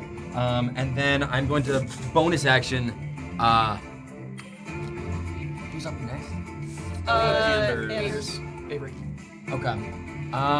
Avery and Jordan still have to go. So to Anders, I'm going to give a bardic inspiration. Just keep him over there, and we'll be peachy. All right. Remind me what that does. So you have a D8 to anything you want. Really? Once. Once? Once. In the And next is it my hour. next? It's You can choose when to use it, I think. Oh, so I can like roll very low and then be like, I'm gonna add a D8 to Mm-hmm. that. Oh. You could hand her the card, and she can hand it back when she uses it. there you go. Thank you. Yeah. Well, the one that says something on it, I think. So yeah, when somebody fails, you can wait to see if they fail a D20 test. So an attack roll, ability check or saving throw, and then you can add a bar. I can add this to other people or just just to me? yours. It's for me. Yeah, just to yours. To your attacks or saving throws. Any or D20. whatever. Anything. 20 Any test. Wow. That's good. That's really cool. Okay. And then I'm going to back up as far, well, like maybe like 20 feet. Back here to this broken table you can squat down under. Yeah, just Oh keeping my my distance God. from the table as well. Rysynthian. You see him go, all right, I'm saving some juice over here for you. oh, I'll get you back up on your feet if you go down. All right, Anders with Deedee on deck. All right, let's go. How far am I from it right now? The big one or The big one, the big one. Like 20 feet. Okay. I'd like to move towards where Luca is. So using the movement to go back a ways. Like 15 and then another 15. Can I go where Luca is? Yeah, let's do that. Okay. And we're gonna do Eldritch Blast. Okay. Nice. Main one? Get him. You have advantage. On the I main do one there? have advantage on the big guy. Great. Yeah. That is a 20. 18 20 plus vroom. 7 is a 25 to Definitely hit. hits. Go in. Okay. The room like flashes green there. One. 5 damage. Okay. And we'll go for the second one. Great. What? What did you just realize? Forgot something. No. Oh, okay, does a 11 hit? It doesn't. So I'm gonna use my bardic. Great. then. Yeah. Yep. Easy peasy. Very inspiring words. Yeah, 17 to That hit. will hit. Great. Ah. Nice. Well done, Anders. That's not too bad. That's Sorry. what my guy sounds Does that count as a? Can you read it? I can. It was a 0, which I think means It's a a 10 out 10. of Yeah. 10. man. There we go. So that's 14. 14. Great. Nice. Excellent. Let's take the Pieces party of shell kind of flying off. That was what type of damage was that? All psychic. All psychic. Yeah. Great. That is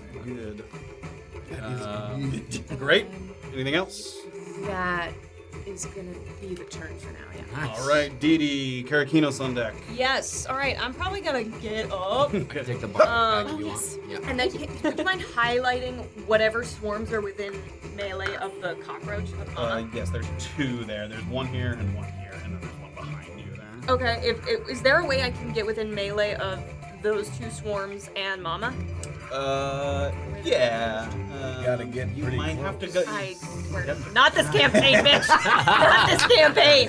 Come not happening. You can kind of move into a swarm space. I'm gonna say though, you would have to briefly leave the cockroaches. Yeah. Let's go for it. Okay, great. So Yeah. he's gonna take an attack of opportunity for you leaving his range. I also there only have briefly. 15 feet because I use prone. Okay. To get up from prone. Yeah. You can get there with 15. You just have to briefly leave. Delightful. Aren't you size small? Can't you like slip through my Not space? in 5 point. Oh wait. That's a halfling. Yeah, that's a halfling. halfling tumble. Or I thought you were whatever. gonna say I only have 25 feet. No. I'm saying you can slip through me. That I'm is long-legged. a 17 to hit. Nope. Okay, Ooh. so you sort of hop over that little crate there, and then to the other side. And how bad is Mama looking? It's a little hard to tell because you don't have some experience with giant cockroaches, but there's a lot of like holes in the carapace and stuff. Like, Okay, then we're gonna start cute. You're gonna hear Bete under her breath say, "The enemy of my enemy." For Strowman, and she's gonna cast Word of Radiance. So 5 emanation of radiance erupts from me. Each creature of my choice must succeed on a con save or take 2d6 radiant. Very nice. That's such a good. And they're all the banged. main one first. Oh, they're all banged. They're all banged, so they. Yeah, so that's an 18. Give me a d4 minus on that one. Oh, It's gonna be -2, so 16. 16. I think that. No, mine's That saves. 15. Okay. So then left to right, the 2 swarms. That is a 14. Fails. That fails. Great. Okay. And then that is a 11. So that Okay, fails. great. So 2 swarms failed, but the Okay. main one didn't. Great. So 2d6. Nice. That's 6 damage. Right. And then, you know what? Let's be fun. for my bonus action, I'm gonna use Sacred Flame because I can. Oh, Cool. She sort of casually. Nice. That's so cool. From what's that from again? It's a new It's from the the Heroes of Spellfire Favorite, stuff Spellfire from Adept or Favorite, whatever it is. The Mormon book. So let's have you the bonus mama action do a dexterity saving throw or take 2d8. Awesome secret. That is a 16. Minus. Oh! Boom! Fail. Shakalaka! Synergies. We're synergizing. We're doing it! Ooh, hell Look at yeah! that. That's 12 radiant damage. Woo! Nice. Action, bonus action, and my movement. I think that's all for me. All right, Karakina. Oh, did you want to move? You want to stay there? No, I'll stay there, but to Cade over there, I'll just say, you can step back if you want. I'm like covered in like blood and poison and like. Oh my god! Karakinos, giant cockroach on deck. Is that big, any of these crates over here able to be stood on? Yeah. All right. Maybe not the taller ones because you'd be butting up against the ceiling, but you can definitely stand on some of the bigger crates. Are any of them within 10 feet? Yeah, that one there. That one there, and that's okay for me to stand on and like operate from. It looks old and flimsy, but possibly. All right, so instead I'm gonna go. I'm gonna dip down into a little hole in the ground again and pop up. Can I kind of go back towards the main cockroach a bit? I just don't want to be engaged by Yeah. anything. Yeah, My element. it's gonna be right there. And then I'm gonna look at the swarm that's going after Georgie. Georgie. Going after Georgie. I'm going to aim down the sights. Just be like, all right, come on, Lucy. And I'm gonna True Strike. Great. Oh. So we're gonna go True Strike. As the bugs are flying, you see him like aiming. Oh man. God, And this is advantage to True Strike. that's good. That's Okay, good. yeah, so that's gonna be a 26 to hit. Hits. Okay, awesome. So that's going to be d6 and a d8. 8. And then this is I'm hitting a creature that I fairy fired, so I get to add my intelligence to it again.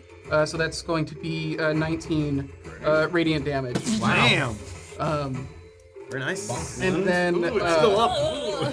and then bonus action, gonna see Barrett just covered in viscera and what I assume is weird Oh piss. no! Another creep! Oh no. Damn it. I'm gonna We always reveal our true natures. Sometimes in the first episode. I'm gonna bonus action healing word, Barrett. Yeah, at just regular level 1. Go for it. Yeah, that's 6. Is it plus anything, or is it just 2d8, right? I believe. I'm gonna check the thing here real quick. Plus spellcasting modifier. Okay, so it's plus 5, so that's 11. 11 HP. Yeah, that's a lot. Wow. That's what I was talking about. Healing word. Healing word. Oh, hell yeah. That's a lot. Yeah. My stomping boots. Alright, giant cockroach. Giant cockroach. Speed is halved. Its speed is more than halved because it got hit by something shit. else too. George? No. Anybody somebody's- sap it or something? Somebody did a halved. Somebody. Oh, minus 10. Yeah, I'm reduced its speed from Oh something shit. else. And then halved. It definitely can't go anywhere. So it can only attack one of the two people here. Cade's right in there, especially after Yep, feeling gonna the go for Cade there. healing word. All right. Just regular attack here. Yep. That is a dirty 20 to hit. That hits. Can I even cut use it? my- I'm gonna do the same thing. You I'm gonna cutting words it. Okay. Doesn't have Bane as well. Oh, it has Bane. It has Bane. Yeah, that's right. So first time, -4. so 16. That dirty misses. 20. Okay, great. I won't use it. Bingo! And it's gonna go for a second attack. Second attack. Second attack! It doesn't have disadvantage, right? No, you just have this is a natural 20. So this is a natural 20. Yeah. Where's your Damn. cutting words now, bitch? I know. I can't use it on damage. oh, Bring the damage down. Can you do They it more than do, one specific yeah. reaction, or? This is a piercing attack, so you can reduce Yeah, it with. I can reduce yep. it. Deflect. I can use my reaction. Does it have it? This is He rolls.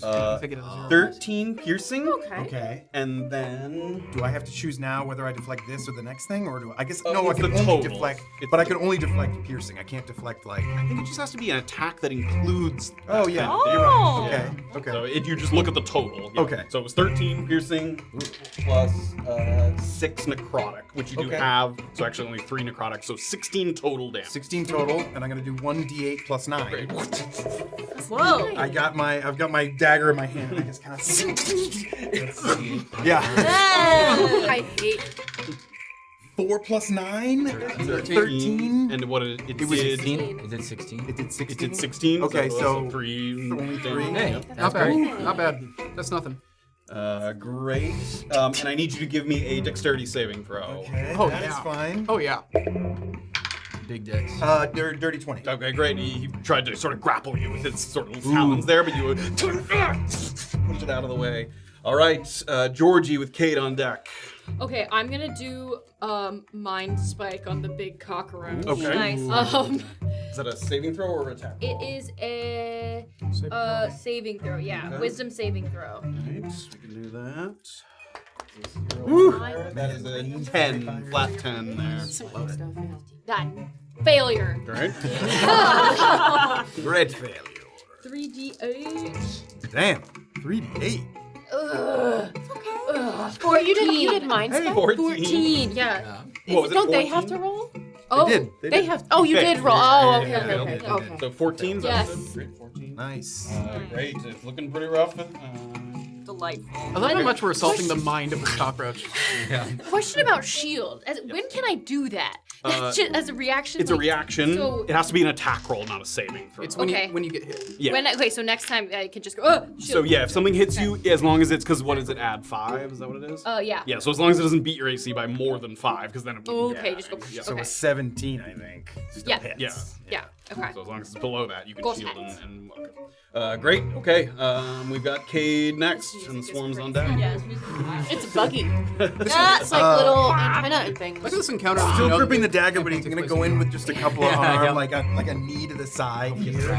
It's still fairy fired, right? Like Yep. Still You can concentrate on that for. All right. Or I'm going whatever. to take back my bonus action stuff. That is a Times square. Jesus.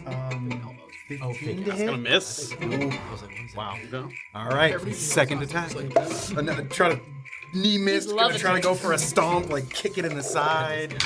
That is a. There we go. That's 25 to hit. That'll definitely hit. That's gonna be 1d8, and I'm gonna again. Oh, nice. Yeah, that's 10 bludgeoning damage. nice. I'm gonna try the stunning strike again. Okay, before you do that, you God, take yeah, that's 6, right. 7, 9 necrotic, so 4 necrotic Four damage. necrotic. And then stunning strike. Yep, stunning strike. So DC 14 con. Okay. That is a 15, so you gotta roll. Yeah, Oh, wait, I I think can it's an bait it. automatic. No, anything but a 1, and it's gonna fail here, yeah. 2. Great, there you go. Stun! Yes. Very nice. All right. So now stun condition until the start of my next turn. Ooh. Now I can keep hitting it. Yes. Okay.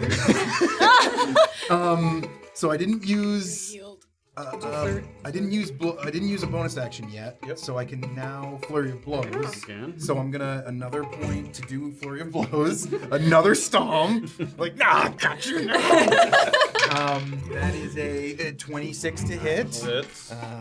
That'll be 13 bludgeoning damage. 13 bludgeoning, you take 7 necrotic down to 3. Okay. Wait, if he's stunned now? Oh, he It's still not can a do it. reaction. Oh. It's literally just his blood's goop not on his. I'm actually going to, with my second flurry of blows, I'm not gonna hit it. I'm gonna and like give myself a hand of healing there. And what did you think I was No gonna idea what's gonna come out of your mouth. Creepy. It's gonna like suck on my fingers. Something like that, yeah. Yeah, exactly. All right, so yeah, without spending another focus point, I get to give myself 1d8 plus 3. Nice. Yeah. Yeah. No, That's perfect. That is 4 HP. Hey, that's 4 HP you didn't have 2 seconds ago. That's true. All right, that is my turn. All right. Get him now. The swarms are around. Yeah. He's hurting here for to get, squirting now, everyone. First swarm, that is a 14 to hit. Nope. Second swarm, that is a 16 to hit. Both those. And then this last one over here is gonna go after Georgie again here. That is a 14 to hit. Bane. Yeah. Okay. -4. 10 to hit. No. Okay. And you didn't have to shield. Yeah. You do it So anyway. ready. I was so ready. You got it locked. Yeah.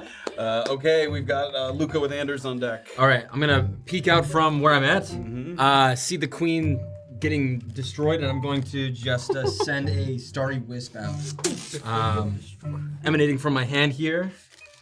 It's gonna be 26 to hit. Definitely hit. If you're going to fish for the crit. I don't know. Yeah. Oh, that is true. I could. Ugh. It's a nat 1. So I'll keep the 19. Okay, that's 2d8 radiant. That's gonna be 8. Just 8 radiant damage. 8 radiant damage. Yep. Oh! Don't you Let's go! Don't you! Dexterity saving throws from Karakinos, Cade, and Deedee there. I got Cascio. Okay. 8. My first natural 1. Here it is. Dirty 20. Dirty 20, that will pass. We're going down. 1. Natural 1. Okay, this is 13 necrotic halved for a success there. And half And for half for you resistance. for the resistance, So yeah. 6. Yep. Right? You down? No. Oh, ew! I hate it from the bottom. I hate it. I hate it. I hate it. I hate it. Kate is just like rubbing like Like in He's gonna get gum he's gonna out get my pink eyes. eye. Yeah. As the creature flips over, starts spewing a little bit of this necrotic energy, the rest of the swarms kind of start to skitter away, kind of into the walls and behind the cases or anything. You guys can kind of like Yeah. throw a Yeah. dagger, like, Yeah. and then it all comes to quiet. Should have got all guys first. But that's where we're gonna take our break. Baby. Oh no. First combat. We are off Disgusting. and running.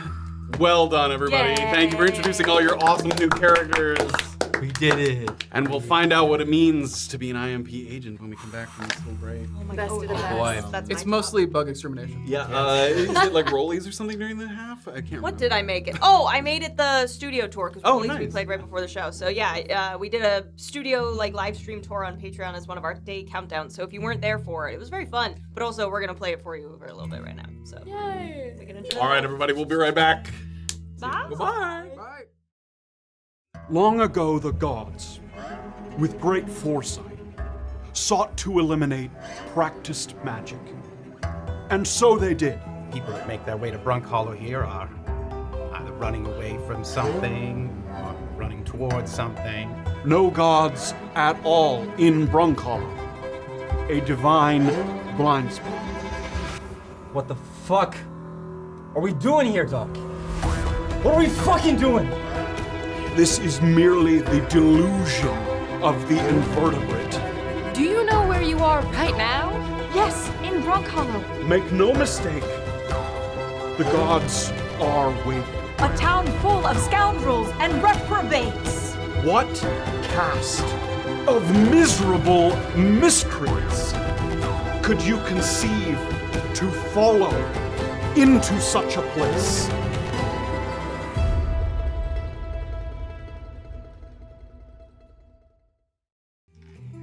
Welcome back, everybody. We hope you had your wonderful first break of Campaign 3. The cockroach has been slain. It lies Slain. wriggling and writhing in the corner. Slain. And before we dive back in, Before we dive back in, we've got Mumblebee resubscribed, Frankakar resubscribed, Barrett resubscribed, Talk guy subscribed. I needed to work through that one. Techno Wyvern resubscribed, Baron resubscribed, DM Darwin resubscribed, and then gifted 5 subs. Thank you so much. Morgan resubscribed, Coyote resubscribed, Nice Week Rusted, 2 bits, Son of a Quest 2 bits. Oh, that's when you roll double ones. Chucky Cover nice. resubscribed, Nice Week Rust 20, Insanely Good resubscribed, times. Insanely gifted, Told by a Small Bird, Nice Week Rusted 1, Soy Little first, Noob, 2 community subs, Golden Crackle resubscribed, and gifted, insanely gifted a sub. Thank you guys very much. much. Awesome. That's Awesome. Really challenging my appreciate it. capacities. As you guys are standing throughout the room, viewing the wreckage of this necrotic mess of an insect in the corner, you hear the slightest little... and you turn over your shoulder. You turn to see a man standing at the threshold of the door. He's a halfling, but a little unusually tall for a halfling. A leather headband that keeps his frizzy black hair out of his eyes. What the fuck is all this racket down here? You couldn't have waited till you at least got your badges before you go tearing the place apart? And you can see he has a very neat goatee, doesn't have a mustache. He has a wad in his cheek like he's chewing a lump of tobacco. And not that the O.E.I has a particularly strict dress code, but his very casual appearance, very simple cloak. He's got rings on his fingers. This looks like someone that you'd be sitting across playing poker at the tavern, not someone that you'd be here at an agent of the O.E.I. He's using both hands to carry kind of a medium-sized box that looks like it has a little heft to it, like he's sort of shifting it a little bit. It's got some things sticking out of it, some papers maybe that you can't quite identify. And he glances around like he's looking for somewhere to place it, but he doesn't trust any of the surfaces immediately around him to not collapse underneath the weight of it. Chance someone wants to be a hero and grab me a desk that isn't held together with rat droppings?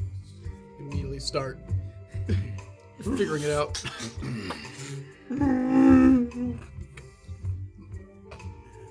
I'd prefer one that isn't covered in insect guts, but beggars can't be choosers, I guess. This unit's all about making do with what we got. He sort of puts the little crate on the desk there.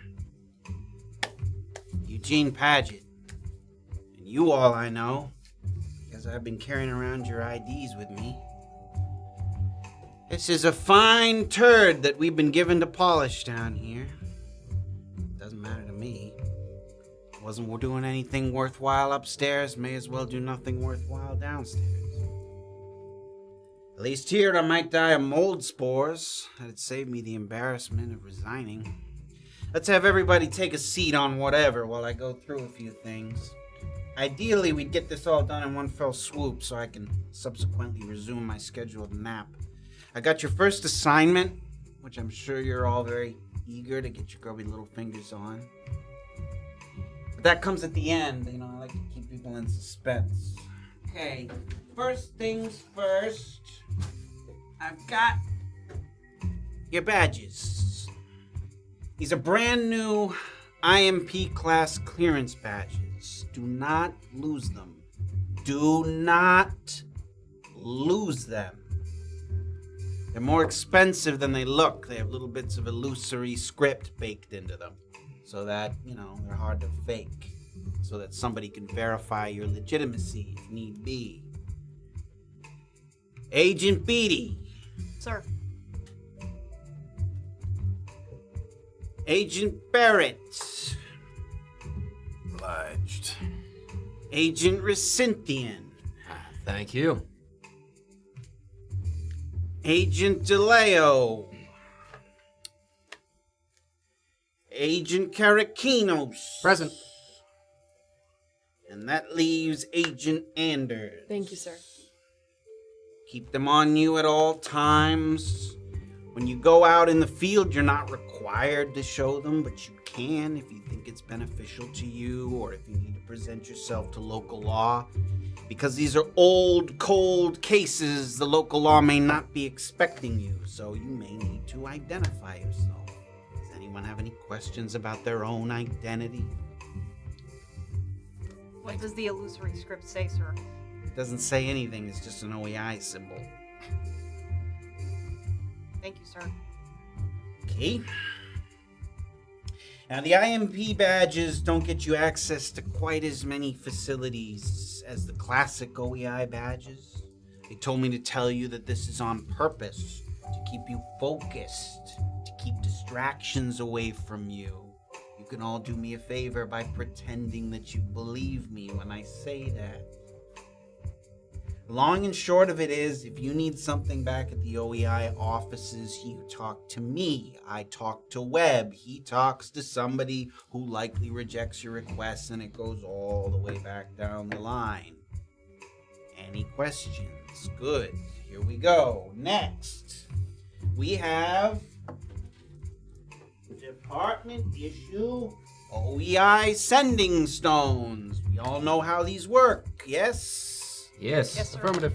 Press and hold, squeeze the stone, the message, 25 words. You can have it so it goes to all your O.E.I. friends or just to one in particular. You must press and hold till the light comes on. Press and hold again till the light comes off when you're done with your message, and then you can receive a response.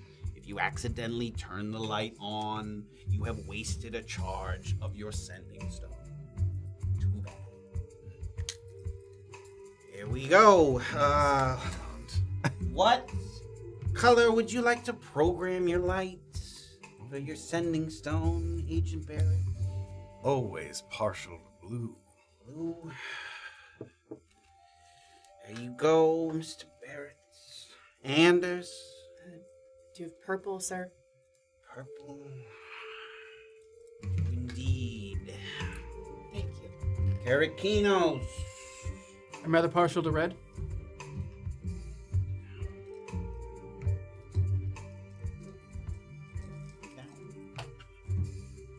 If you don't have red, I can take something else. Now we do. Here's your red one. And Rysynthian. You got a yellow. You go. Aren't these lumen technologies just They're part Top-notch. lumens. Yes, that's what allows it to contact more than one stone at a time. Is that a problem for you, Mr. Rysynthian? not at all? I didn't think so.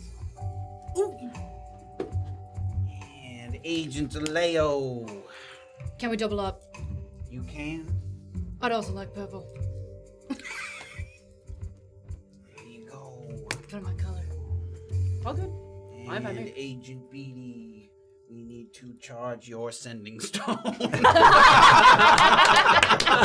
For now, you will be eaten, not me. It'll be clear. It'll be see-through. It's out of tracks. charges for today. That tracks her. Does anybody have any questions about how the sending stones work? How many charges do we start with? It works 3 times a day, and that's 3 times per sending stone. So you can receive as many as other people have available. Right. You can only send 3. That makes sense. Now, I think it's time we get to the part that everyone has been waiting for, which is your first assignment. You all know that you're here for inactive missing persons.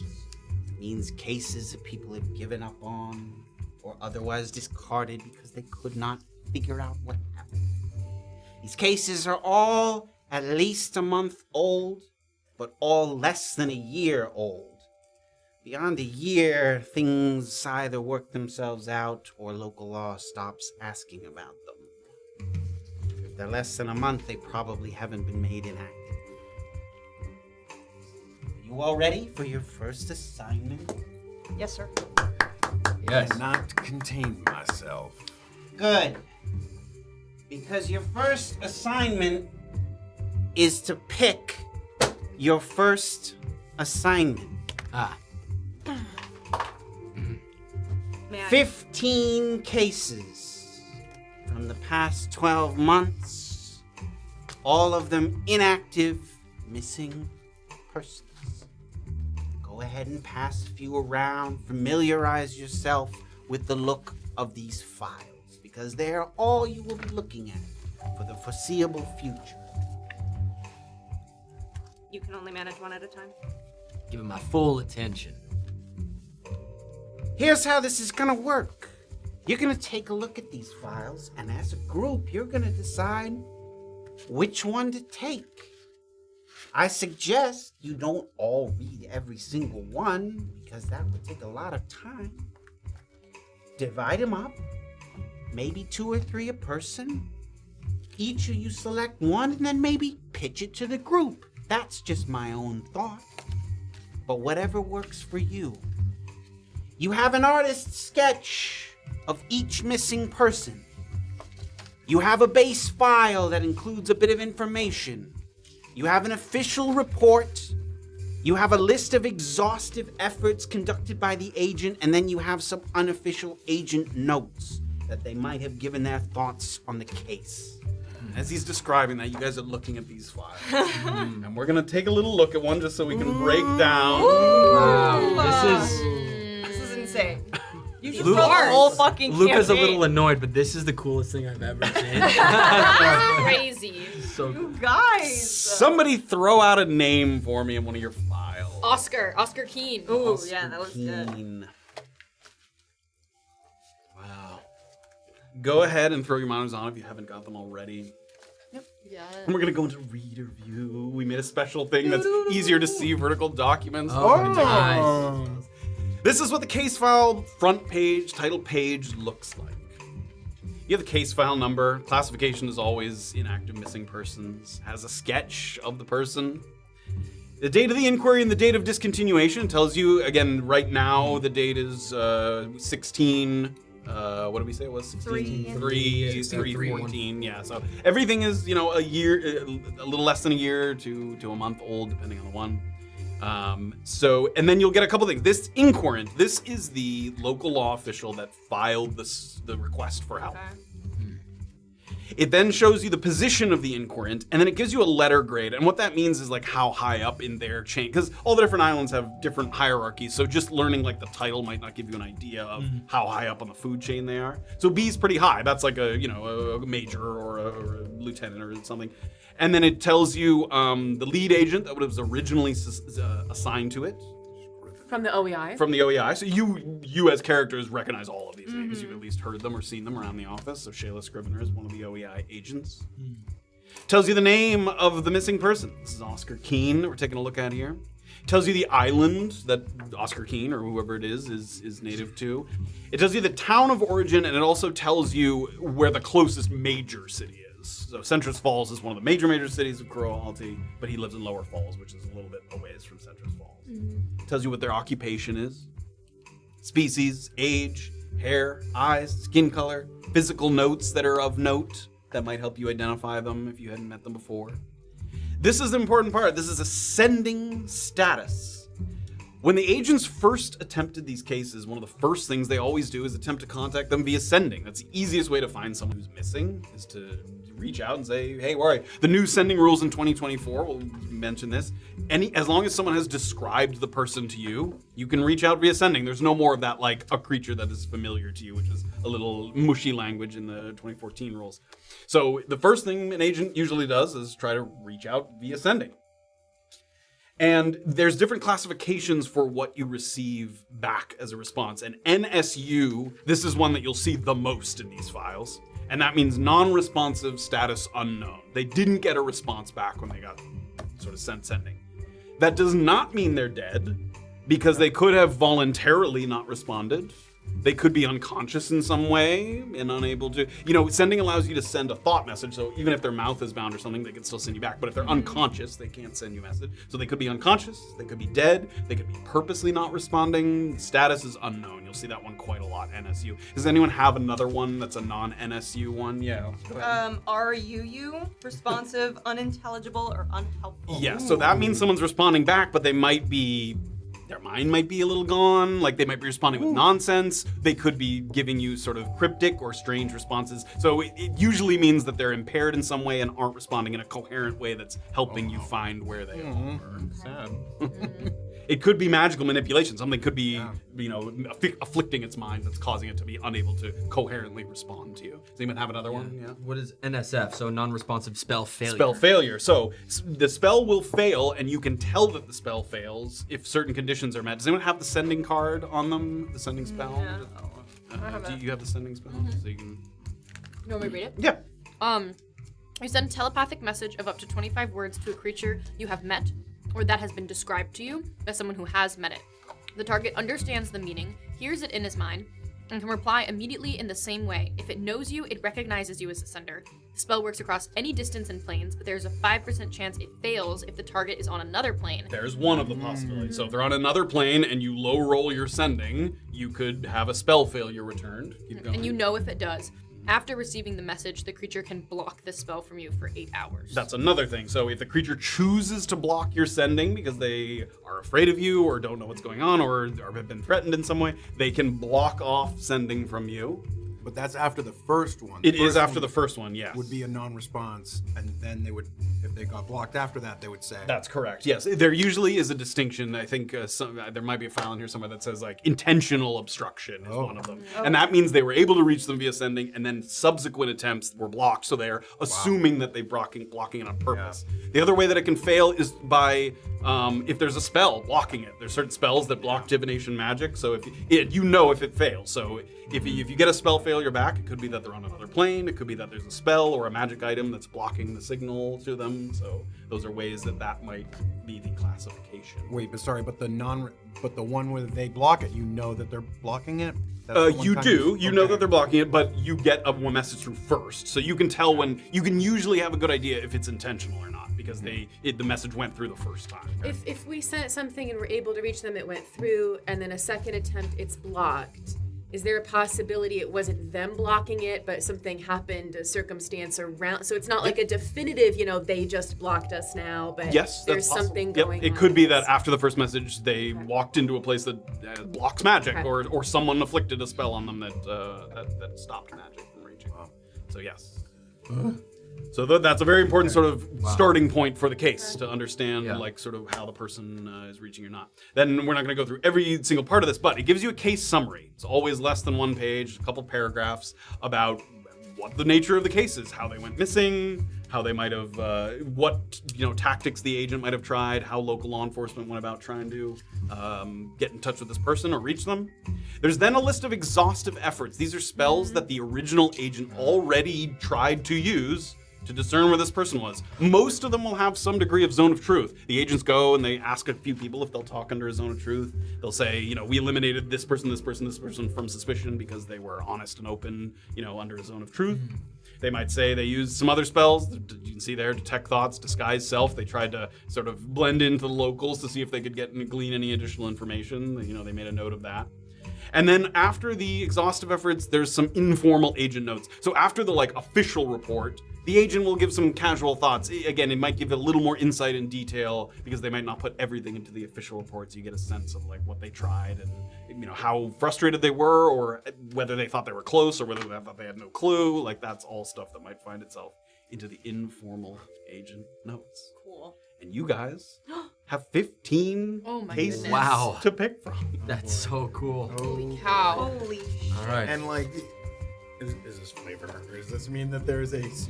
So they have little evidence envelopes. It isn't the evidence itself. If you open one up, you'll find that there's cards inside that describe pieces of evidence. Basically, if you took this case on, it's like one of them might be a list of places known where the person hung out a lot.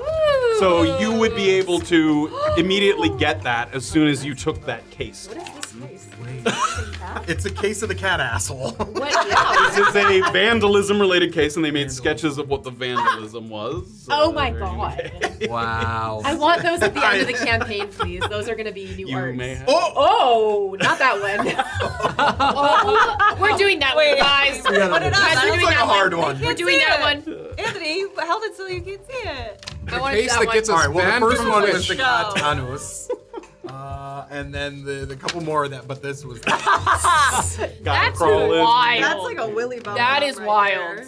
Might be a little hard to see, but You did hire an artist to make those. no, I drew. This one's really good. The cat licking itself. This is really good. You have a gift. Take a moment. Okay. Browse through some cases. I mean, again, you don't have to read the whole thing. Take a look at the page, see.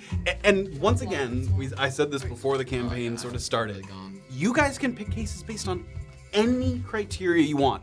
The agency does not think you are going to solve these cases. You can pick a case because it seems like you feel like they missed something. You can take it because it seemed like the person is a sympathetic person that you might like to give some closure to the family to. You can take it because, it seemed like the people involved in the case were a little combative and difficult, and maybe you'd like to sort of prove them wrong or sort of solve it in spite of them. Whatever criteria speaks to you, you can make as a part of this investigation. Okay. You can peek in the evidence for each one. That might be unnecessary. You might sort of narrow it down before you do that, but you're welcome to do that as well. As you guys start to browse through, see Eugene just sort of sit back and... Mm-hmm. Well, it's a long day for all of us. But if you see one, again, you could be like, this looks interesting. You could sort of talk it out a little bit, just describe it in very brief detail if there's one that sort of catches your mind or anything. I'll bring it up on the screen if there's one you want to talk about or bring up. Anyone here into gambling very much? No? I've No. dabbled. I wouldn't call myself an expert of any kind. Got a gambler who was reported missing by a brother. Adelaide. This is Adelaide. Non-responsive spell failure. I don't know. To the sending. Yes. Anyone have any cases with minors? It's a young 20-year-old Asimar. I think that might be the youngest one. It's the youngest I've seen. Got a nice older gentleman. A collector. If anyone's interested in shiny things. Well, he probably lived a long afterlife already. How old are we talking? Not that old. 65? What is he? Is he a halfling? If he's an elf, if he's a 65-year-old elf, then that's not very old at all. But a 65-year-old human coming to the end of his life. Human. All right. Yeah. Probably had a good life. As I said. You're gonna get a lot of insight into the kind of cases that people think are interesting. You know, our likelihood of success is probably highest with a more recent case. If there's any from this year, the trail is going to be hottest on a case that happened a couple of months ago at most. Sure, I guess if we're looking to completely crack a case, but what if we're just trying to find closure for people who want to be... We can go that way, but if we have a modicum of success, it might improve prospects for future cases. I find it might be useful if we find a case that has a pretty important person. If we solved that, even if it was over a year ago. Sure, I don't disagree. High profile. Could be out of here in a month. I've got a fairly interesting one here. Who should I bring up? Evander Salazar. That's an R, right? Salazar. Okay, so this was... Talk a couple of them through, yeah. Yeah, so date of inquiry 15/6/3/13, and it's currently... It's about 9 months. 9 months ago. Also, if anybody is from the town of Apalama, Raker Island, it could be helpful to know local law enforcement there. This gentleman went missing. They were able to contact him through sending, but the responses were sort of garbled. It's a question of maybe his mind wandering, but after a few attempts at sort of making contact with this gentleman, they sort of just determined that he didn't want to be found. All right. What do you find compelling about it? Well, first off, that he responded. It seems like, just from a brief glance, that there was some interesting political stuff happening, possibly at the local law enforcement as well. I'll have to actually dive into the file a little bit more. May I ask, the inquiring, That'd what be position do they hold? inquiring was Nell Brubeck, patrol officer, D. It's a very low. That's like as low as it gets. Possibly somebody who knew him. A D rating means probably they went over somebody's head to report the case. Like local law maybe didn't want to. Well, Somebody would have been determined to bring this case up. We might not be as welcomed on that one as we would on others, but it sounds like it. Someone really cared. Anybody else want to throw somebody? Yeah. There's a Lily Longmane over here. I find this one curious because it feels went missing. She was responsible for I believe she so she worked for a mining company, but she wasn't one of the miners. My understanding, she went around, she talked to people, helped with the make deals. She was like a bookkeeper, and she in there it talks about her. Sometimes she'd be in charge of like fielding offers, people selling their claims to the mining company. Yeah, she was more of an administrator than a prospector. Yes, nobody had anything bad to say about her. She did her job very well, but then at one point she just disappeared. She had a meeting with somebody from Brava, I think it was? Yes, a different contact who was interested in selling. He says she never showed up, but he also refused to actually meet with anybody. They kept offering to meet with him to actually interview, do due diligence. He was always too busy, even if they tried to get to him. Sounds fishy, dodgy to me. But also, her friend, she had a compass, a companion compass. You have two of them. I'm familiar with these. They point to each other. So if anybody gets lost, you can find them that way. So they got the compass from her friend, but it didn't seem to be working correctly. It moved erratically. It wasn't pointing at a set location. They tried to figure out how to follow it, but it wasn't working the way it should. So part of me is thinking, well, most of this investigation didn't really get to be done correctly. And I think I have a particular affinity for these kinds of objects. Maybe I could figure out, is the compass defective? Or if I was able to get my hands on it, we have it in evidence, I could try and see what's going on with it, maybe get something out of that, and maybe we could track this contact down. It's been long enough since the case. If he's hiding something, he may not have his guard up anymore. If we could find him, track him down. That's an interesting one. I like the sound of that. I've also got an interesting one here that's pretty recent, as you brought up, only a couple months ago. Winter Darrow. Young lady of 31 who was killed, missing. It seems you've already solved this. Wait until you hear the rest, because there is a murder involved here. Anyway, her prospective employer found that she was missing when she didn't show up to work. The interesting thing about this is that they had what they thought of as a shoe-in for the suspect, a local farmer whose son had been killed while working for this same employer who had the missing young lady. And no, he was working for her, just to be clear. Oh. The guy's son died in her employ. Her employ. Yes. I read this a bit more. It has got some twists and turns. That's why he was such a strong suspect. Yeah.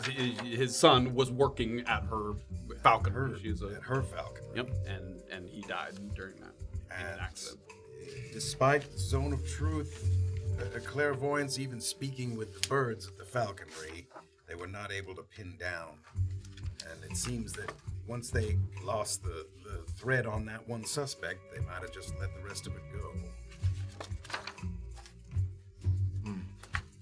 I like the sound of a recent case. I'm sure they're all compelling.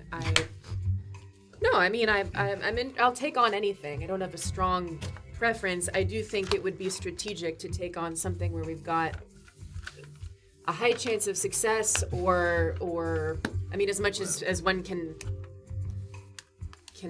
gauge that, or a high-profile case.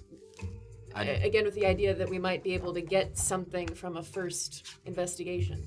I do like where your head's at. Three? Would you like to nominate one? I do. I found one that I particularly do feel drawn towards. We have Mrs. Benedict Ellison. This is great. I love the One. ones you guys are drawn to. So first off, the inquiring comes from a captain, A grade, high profile. This man seems to be a professor. I'm particularly drawn to people who like to study lore and the arts of the world. So if we could find this man, sounds like a cool case to me. But this particularly seems very interesting because he teaches lessons about intrusive magics and hiding from them. So, one, it could be, as Agent Wiley put in the notes here, somewhat of a punchline to a joke, where he's obsessed with finding ways to hide from magic and now all of a sudden cannot be found. So this could be a way to teach his students, hey, you can hide from magic. I'm gonna go hide for a little bit and then, like a magician, pop back into existence to prove his lecturees correct. I'm interested. Yeah, he's an abjurations professor specifically, so he's all about protective magic. So the agent thought that maybe this was an elaborate lesson or ruse or something, but then he didn't. So, if we were able to locate him, it would also look good on us. We would find the man, he would return to his teachings. And if he's as smart as he thinks he is, maybe he can help us on the next one with some of his knowledge. Yes. So wait, just so I understand, you're pitching that we find the man who's known for not being found by magic. He teaches how to not be found by magic. This is his first soiree into it, is what I can say. Those who can't do, teach about not doing. Also, just as a small side note, it does say he belongs to a social circle of the Order of Obscurity, and they are an odd bunch. That just sounds enthralling to me. What are you laughing about? I love it. I love it. I love when he said expertise about an item. And I like where the knowledge of that hopefully not dead person is. Agent Leyo, Agent Anders, anyone you want to pitch from your pile? As a side note, real quick, did anybody manage to catch the first name of Agent Webb? Yes, Leon. Why, is he on that case? Well, he's not, but there is an Everin Webb. He's the one who reported this one. Do you think they may be related? Do we know from other people in the O.E.I? Is there a relative to Webb? That's not something you know offhand. The species of that person? It does not say. Yeah, it is. This is the missing For person? the inquiry, not the missing Oh, person. the inquiry. Yeah, yeah. The I mean, inquiry. you don't know that for certain. I mean, Okay. Interesting. It could be. I don't find the case to be particularly interesting, but it's... But if it wasn't connected to But Webb, that's a little Unlucky for I some. thought if it was connected to Webb, maybe that gets us a little... bump in the I right think direction. that's very compelling, if there was a connection. Yeah. As we're looking through these, is Agent Worthy's name on any of these unsolved? No. He completes them out. Nice. Leyo, Anders? Scarlet Ibarra. Oh, yeah.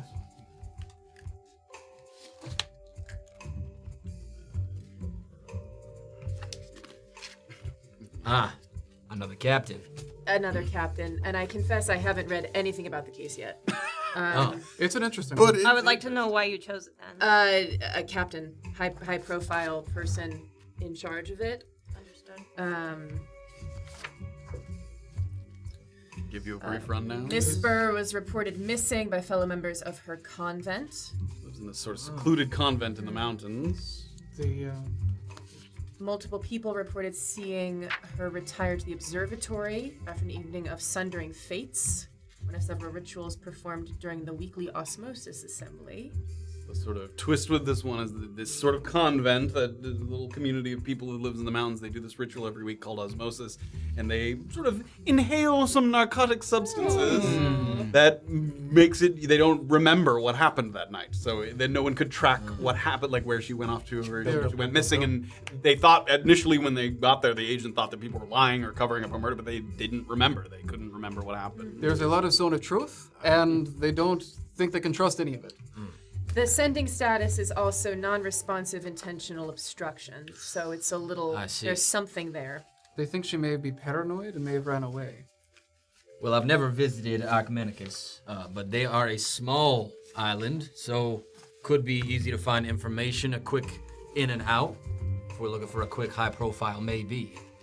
If you want high profile, how about the murder, or at least missing... well, there are... How about the drawn and quartering of this individual? Well, there was... Well, it's reported by a major, but it's a politician who went missing about the time that there were 5 murders in tandem, and they've never been able to contact the politician. Recently won re-election.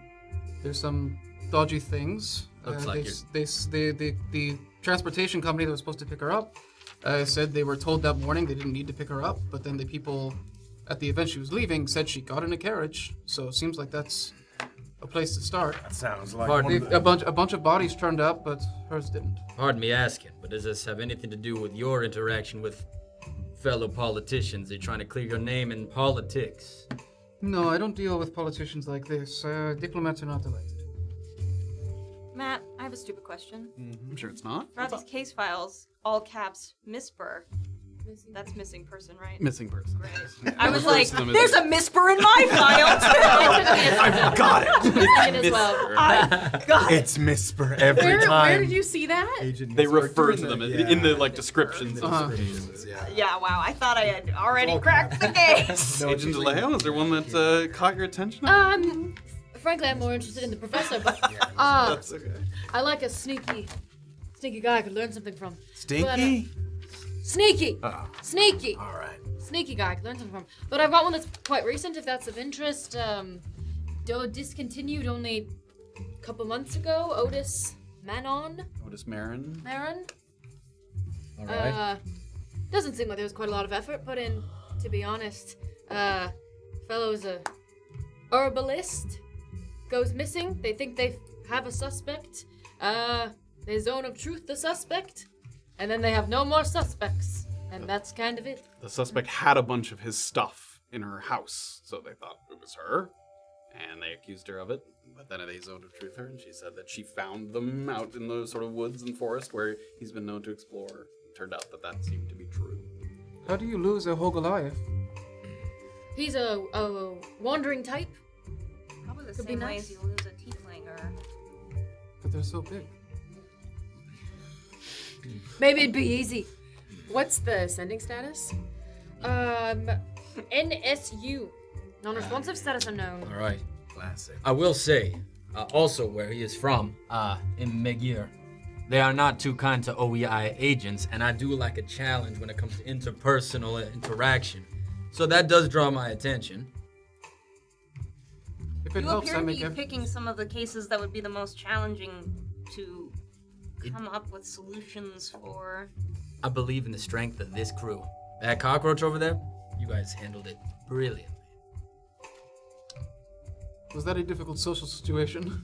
No, For you? but it was nice to see you guys work in such an efficient manner. I have no doubts about this crew and their ability to do hard jobs. Well, Good, no doubt. No doubts. So we've got a few. Well- Let's recap really quick. A few nominations here. So we had Vander Salazar, who was the. Missing man who might be a little bit. Yep, he See was now. responding, but the response was, and I believe in the evidence file there also it says what he was saying to them. Oh, I didn't even. So there's like some gibberish. Well, it's not gibberish. There's some words, some nonsense words that he was saying, responding back to them. Tonight's testimonial: onions, ponies, macaroni, pandemonium personified. Questioning, reasoning, rationing, reckoning, admonish, perfectionism, revolutionize, astonishment. It sounds like he's actually kind of spitting. is that a riddle? Sounds like you say he may bars. have Sounds some talent. It sounds like bars. Sounds like this guy's got bars.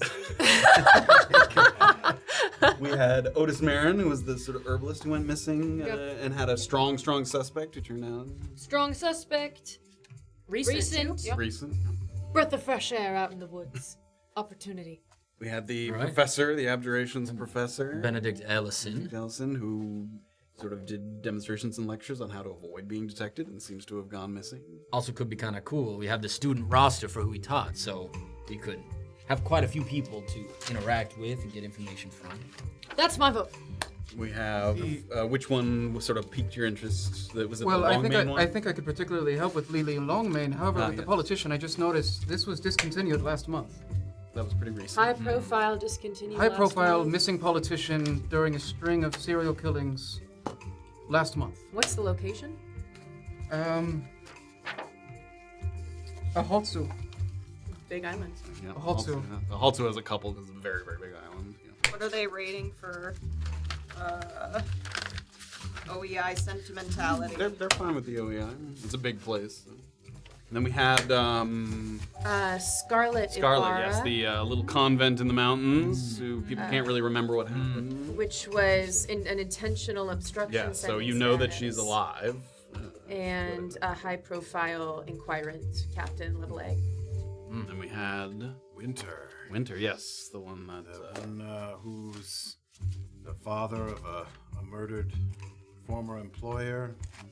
Evidently didn't know what happened to her, but also high profile, pretty recent. And the evidence, similar to almost Leyo, evidence against him was so outrageously strong. Like, he literally had admitted that he thought about killing her. And he had scars, he had marks on him. Animal scratches on his person. There was a lot of evidence against him, but they interviewed him and found said it was clean.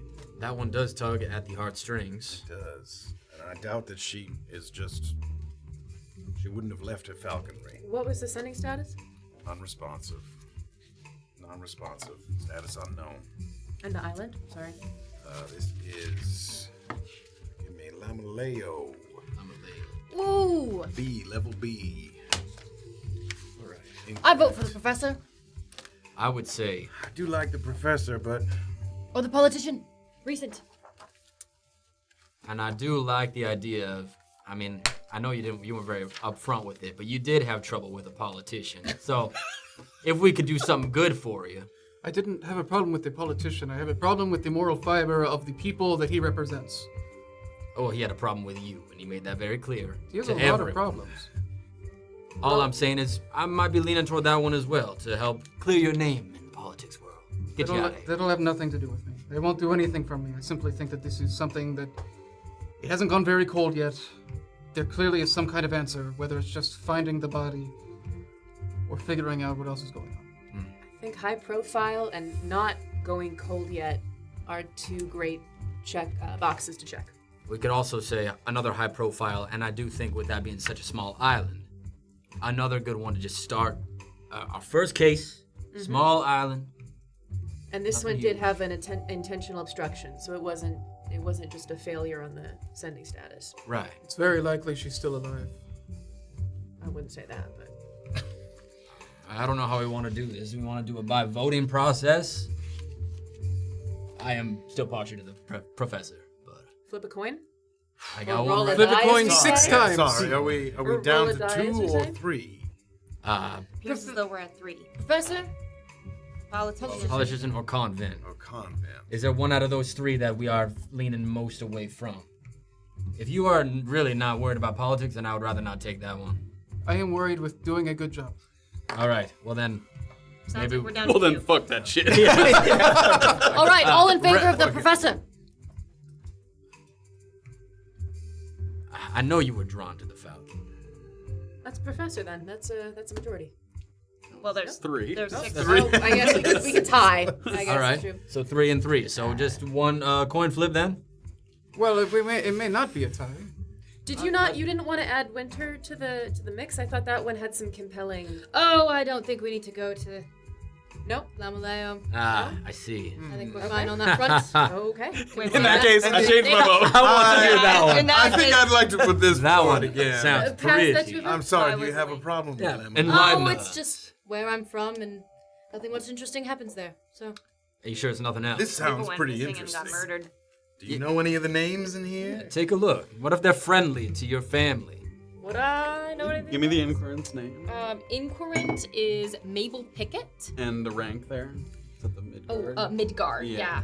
That's not someone you know personally, but your buddy that you were just talking to, who's an administrator in some of the, like, he would know who that is for sure. Anyone who's above low guard, he would know who that is.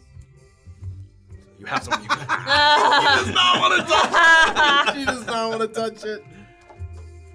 All right. It's your home. If I suppose that gives you the veto on it, so.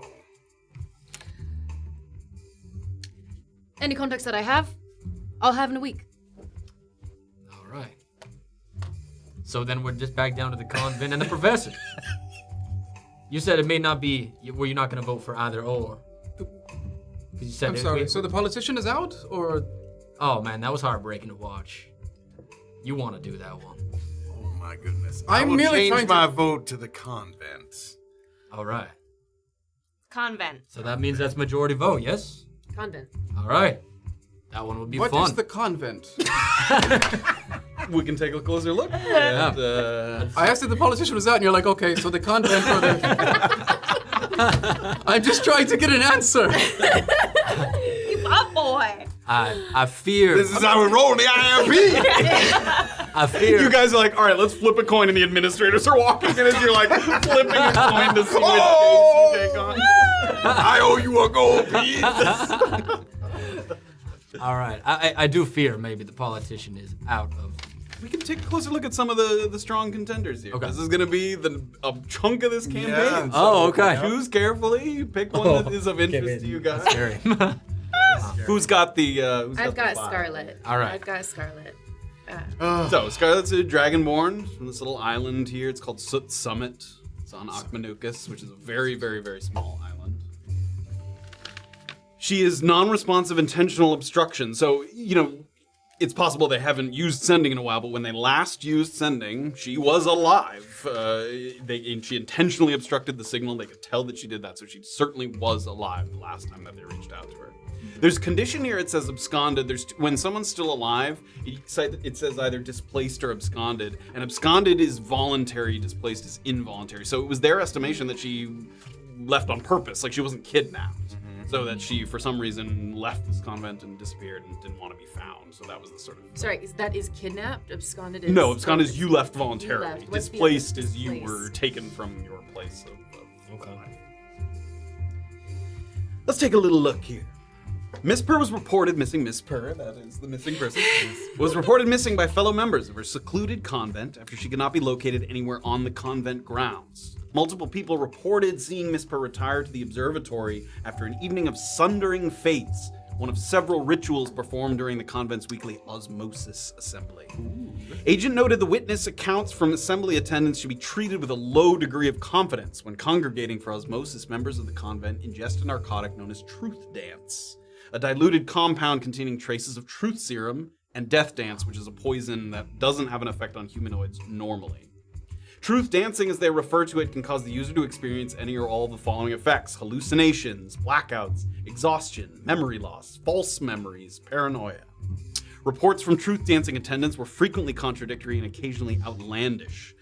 One recurring observation from witness accounts was Miss Purr's distraught demeanor after conducting the Sundering Fates ritual. So they were doing this sort of ritual and an event, and people reported that she looked like something had happened, or she'd heard or seen something. I'm sorry. We're having I fiddled, and then it was flashing. I'm sorry. We're having a sending stone meltdown. That was rough. Used all your stuff. Yeah, Kate's They're under his gone. desk going, that was rough to watch. That was rough to watch. Farted into my sentence. The convent members claim the ritual allows one to foresee several potential future outcomes, the least favorable of which they can sunder by taking action to circumvent them. So again, there's questionable validity as to whether you see, hallucinations or some kind of truth. Agent hypothesized that Miss Purr may have envisioned a particularly distressing potential outcome. They saw their future and they didn't like what they see, so it prompted her to flee the convent. Alternatively, Miss Purr may have described what she envisioned to a trusted confidant who then could have taken measures to stop her if they stood to benefit from that outcome. So if she said, I saw in my vision that this would happen, and the person was like, well, I want that to happen because that benefits me, then maybe she was kidnapped. With unreliable witness accounts, no indications of violence, and no response through the use of the sending spell, potential leads quickly dwindled. Agent's leading theory before reclassifying as inactive was the supposition that Miss Purr believed her presence at the convent to be a danger to others. So he thought she saw something, made her think that her being there might cause people harm, and she voluntarily left the convent. That's what we're kind of left with. This was your file you were reading? Yes, You want to read us the informal agent notes there? So this is Detective Graves talking about this thing. All right. A strange little community on a strange little island. It took longer to travel there than it did for the case to stall. Populated almost entirely by Dragonborn, Soot Summit is home to many soothsayers, spiritualists, and mediums. And while I know some of these arts are legitimate, we found it hard to take the people seriously. Oh boy. This business with the truth dance, at first we thought half the convent was trying to cover something up, but the O.E.I lab techs confirmed its hallucinatory and memory-altering properties, though the evidence that it could actually help someone open their mind was anecdotal at best. We tried to piece together any part of the recollections that seemed consistent across multiple witnesses and came up with very little. Ms. Ibarra looked gravely concerned after her vision. her retreat to the observatory at the end of the night, something about a flock of ravens flying overhead. So those were things that people Consistently. people saying all kinds of shit that was inconsistent and but those three things came up repeatedly. People said she looked distraught, she went to the observatory, and something about some ravens flying overhead. So those were consistent. Okay. Apparently, it wasn't unusual for her to seek solace in the observatory. She would go there to paint or rest and recover from the intensity of her visions. There's a hammock set up on the second floor balcony. Some of her portraits are hanging on the walls, and it's a little bleak, lots of shadowy figures and ominous patterns. Regardless of how we felt about her supposed gift of foresight, she clearly got spooked by something. But was it just a creation of her own mind, or did someone threaten her? When asked if she was seen arguing with anyone that night, we got lots of unhelpful answers. Fate itself, a demon lord, her father, who is dead. Our second sending attempt returned spell failure, which was a pretty big surprise. As far as we were aware, she hadn't run off with anything of great value, nor had she committed some offense that would get her into trouble, so why would she be shutting us out? Nobody in the community had any good guesses for that either. From interviews we conducted, it seems Ms. Ibarra was well respected by others in the community, and since nobody else from the convent was conspicuously absent, it gave more credence to the idea that she had sequestered herself willingly. If that were true, we wouldn't really have any standing to continue the investigation. The locals were frustrated with our lack of progress in locating her, but that was nothing compared to how frustrated we were that they could barely remember anything from their night of drug-fueled indulgence. Someday maybe she'll return to the convent, and then I get to take credit for her changing her fate. So they had 2 sending attempts for her, and the first one was... Presumably nothing. They got no information from that. So she didn't respond. To the first one. And then they reached out again and found that she had blocked. Something was blocked. That she intentionally blocked. She could be still scared out of her mind, hiding in the woods. How long ago was this? This This was was one of the older ones. this is about a year old. Yeah, This is about the a year third month of hopefully- 313. So hopefully she's calmed down by now. Yeah. Another strong one we were considering. Professor? The professor. Professor. You want to take Yeah, the the professor? professor, Take a little yeah. deep. Oh, was there any? What was there? Do we any want to look at evidence? evidence You for can this take a one, look. or Yeah, I think it was just mentioning some. it's just some maps and things I think that they had. Yeah. Maps, lists. Lab report confirming the drugs are they do Yeah, something. they sent some of the truth dance lab just to make sure they weren't lying that it was producing hallucinations. Who do you think got tested out? My Probably lab her friend. buddy in the lab. Yeah. We've got Mr. Benedict Ellison, Professor Abjurations Professor from Bright Acres in Volant Norsu, which are where Deedee's from. Oh. This is in Volant Norsu. Yeah. This was non-responsive spell failure. So there's something obstructing the use of the sending spell. And they couldn't sort of figure out what that meant. They thought maybe he'd been kidnapped and placed under some kind of thing, or possibly dead, or, you know, He's working on his own thing to hide from also her. possible. How does that differ from intentional obstruction? So they reached out the first time they got spell failure. You can usually, they're not 100% certain, but usually if they say intentional obstruction, that means they were able to make contact initially, and then when they reached out again, they got spell failure. Yeah. And this was just spell This failure. was straight from the spell get-go. failure, straight from the get-go, yeah. Miss Burr was reported missing by university students, which again you have a list of, subsequently university staff after failing to appear at 2 scheduled lectures.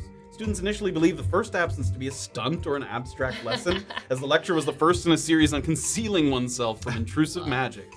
Miss Burr held strong beliefs that the growing number of skilled mages across the archipelago would lead to major monitoring concerns and that all divination magic should be heavily regulated. Described as paranoid, eccentric, passionate by his colleagues, generally well-liked by his students. Misper maintained few close relationships at the university, but belonged to a social club known as the Order of Obscurity, a small association of scientists and mages whose stated purpose is to develop new means of maintaining privacy and decency in an increasingly interconnected world. Disorderly state of Misper's home was inconclusive, but he did not appear ransacked. Friends in the social club professed no knowledge of his whereabouts, but refused to speak under a zone of truth. No impression of ill will toward Misper was discerned. All members seemed to value his input and contributions. Agent interviewed social club members regarding research or projects Misper had been involved with. Some details they were unwilling to share for proprietary reasons, but none were aware of any notable new developments within the order. Multiple uses of sending produced spell failure on all attempts. Social club members were questioned about whether a possible hideout existed where Misper might be shielded from communication, but none were aware of such a location. Tried a few efforts, and you want to read Agent Wiley's notes on that? Yeah. Try practicing my accent. The setup to this one sounds like a joke, right? Get a guy who's obsessed with finding ways to avoid being found goes missing and can't be found. If not a joke, then maybe a publicity stunt. Stay hidden for a while, stir things up, then make a triumphant return, thus proving that it's actually possible to disappear if you want to.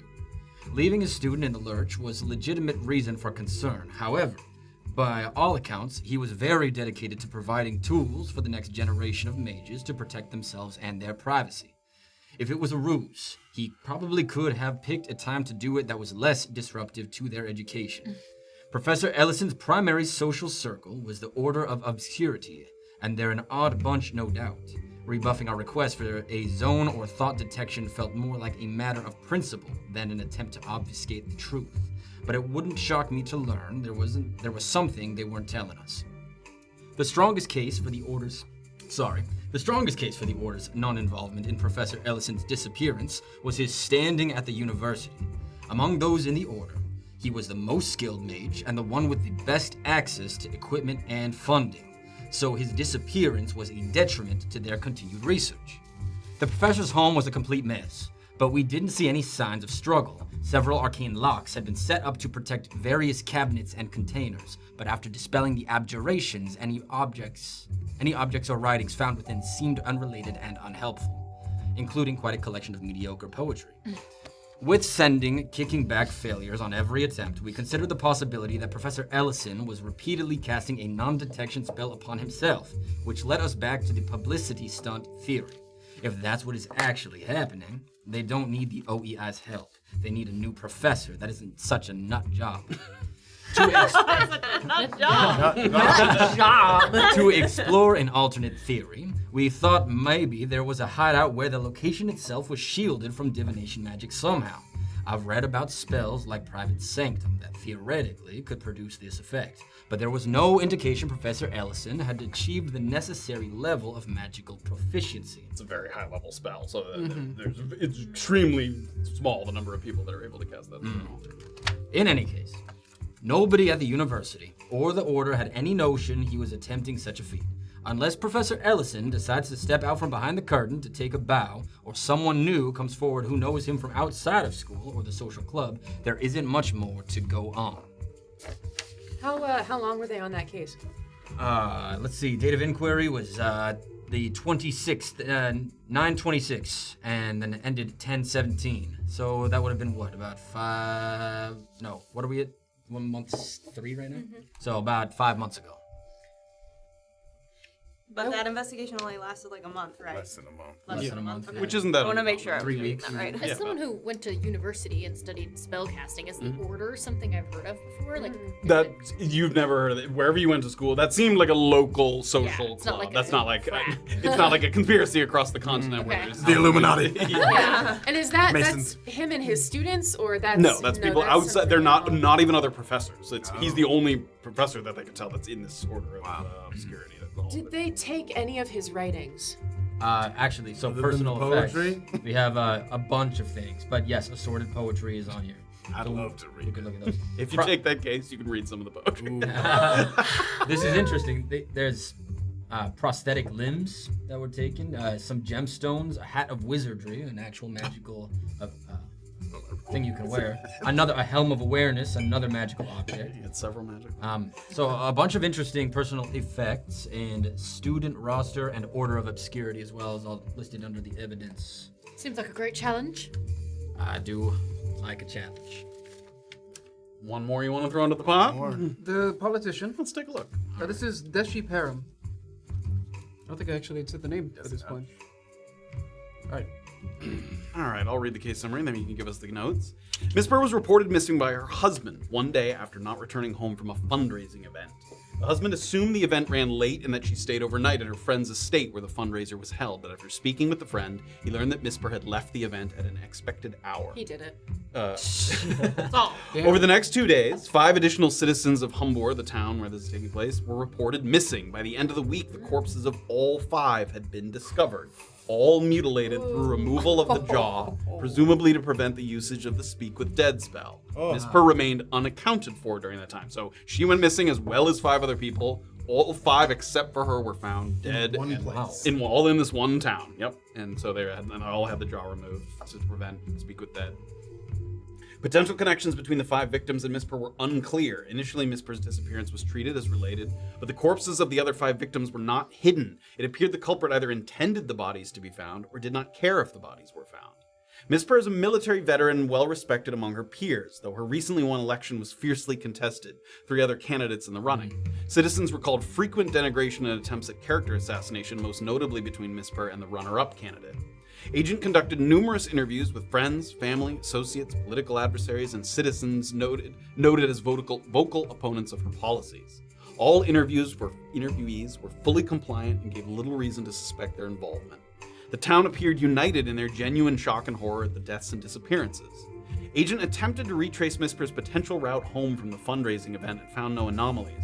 Agent failed to discern a unifying element between the 5 slain citizens. No additional bodies were discovered following the initial 5, and no response was obtained by Ascending, bringing the investigation to an impasse. Wow.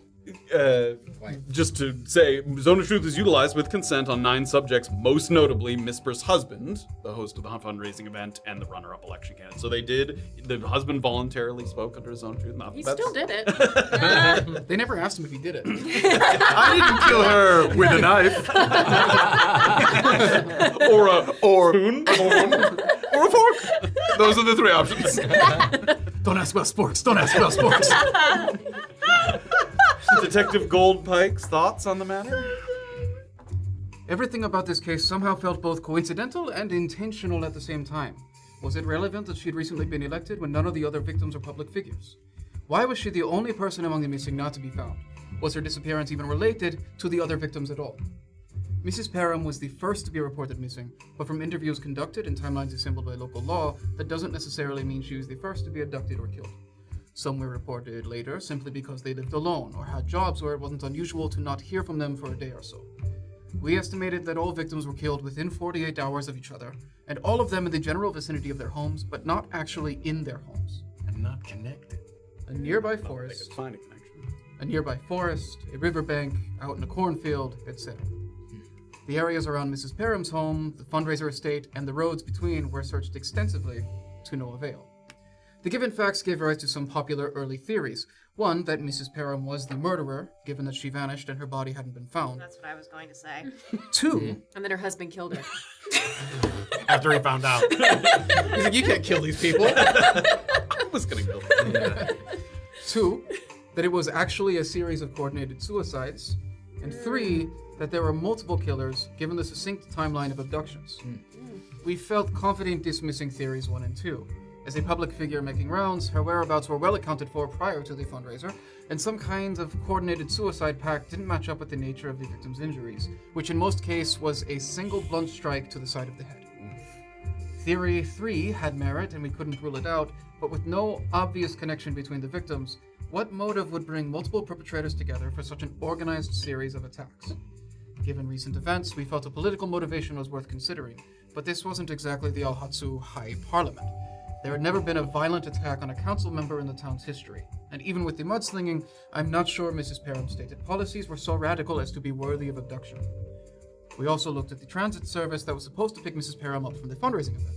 They told local law they'd received a letter that morning on city council stationery, informing them that she had made her own arrangements and was no longer in need of a carriage to take her home. The host of the event confirmed that Mrs. Parham did, in fact, get picked up by a carriage when she left. So either the transit team was lying, we zoned them, nothing there, or someone was posing as a driver that night. Unfortunately, the road was too well traveled and too many days had passed to go chasing tracks. This investigation was a beast. There were so many people to talk to and so many leads to follow, even if most of them felt pretty thin to begin with. And that's to say nothing of the murders, which by the end we weren't even certain were related. Something didn't add up, but we didn't have the right clues to make the math work. And so the murders happened 2 months ago. They investigated it for about a month, and then they dropped it a little over a month ago. So We'll very say- recent. And that is the widest scope. These 2 are a little bit more narrow, and that This is was a pretty sprawling a investigation. sprawling investigation. A lot of It sounds like it's almost there were so many things happening, they couldn't really find one thing to lock in on and follow. Which might mean if we can find anything at all, it would be a success Get any further information on this. on any area of it. whether it's finding some of her effects somewhere, whether it's figuring out what happened with the carriage. There's a lot of information they don't have. Even finding a connection between the 5 murders, even if she's not involved. Also, a lot of places to start. Many people we can go back to. I think the town itself is fairly small too. It's a large island, but it sounded like Humber wasn't a massive city. Yeah, it's not huge. It's not tiny either, but yes, it's not one of the major cities. Yeah. And a Haltsu. Haltsu's big. Haltsu's one of big. the bigger. I don't imagine we would come up against much friction here. I think everybody would want to know. This seems like something that would still be very recently on everybody's minds as well. The evidence that we would be getting for it is a list of the other victims, a list of the election candidates, and some more information about them. It says that 2 of them were realistic contenders. There's a 3rd one who came in at the end and was a dark horse, but then there was a minor scandal that derailed their campaign. It doesn't specify what the scandal was. It doesn't say on this, no. It says a minor scandal. And then there is the last candidate remained in the running primarily to have their voice heard on a few specific issues. So it sounds like it was more about getting a cause out there than actually winning. And then we also have the letter that the transit company got that told them that she didn't need a ride. On Alhatsu, the government is mostly, what do we know, like royalty, monarchy? It's not a... It's got a low regency. It's not a democracy or anything like that. It's like a royal family or a noble house. No, it's got a... Right, regency is E? C. Regency is C from... Yeah, so that's mixed. yeah. That means some towns might have more. This town sounds like it has more of an elected group, whereas there might be other towns in Ahaltsu that are more sort of royalty or noble houses. It's a bit more of a democratic enclave. I looked at my notes wrong. I thought that was a different island. Guys, I got 3 good cases. I mean, all are interesting. I do like the idea that there are more than one thing to succeed at with this.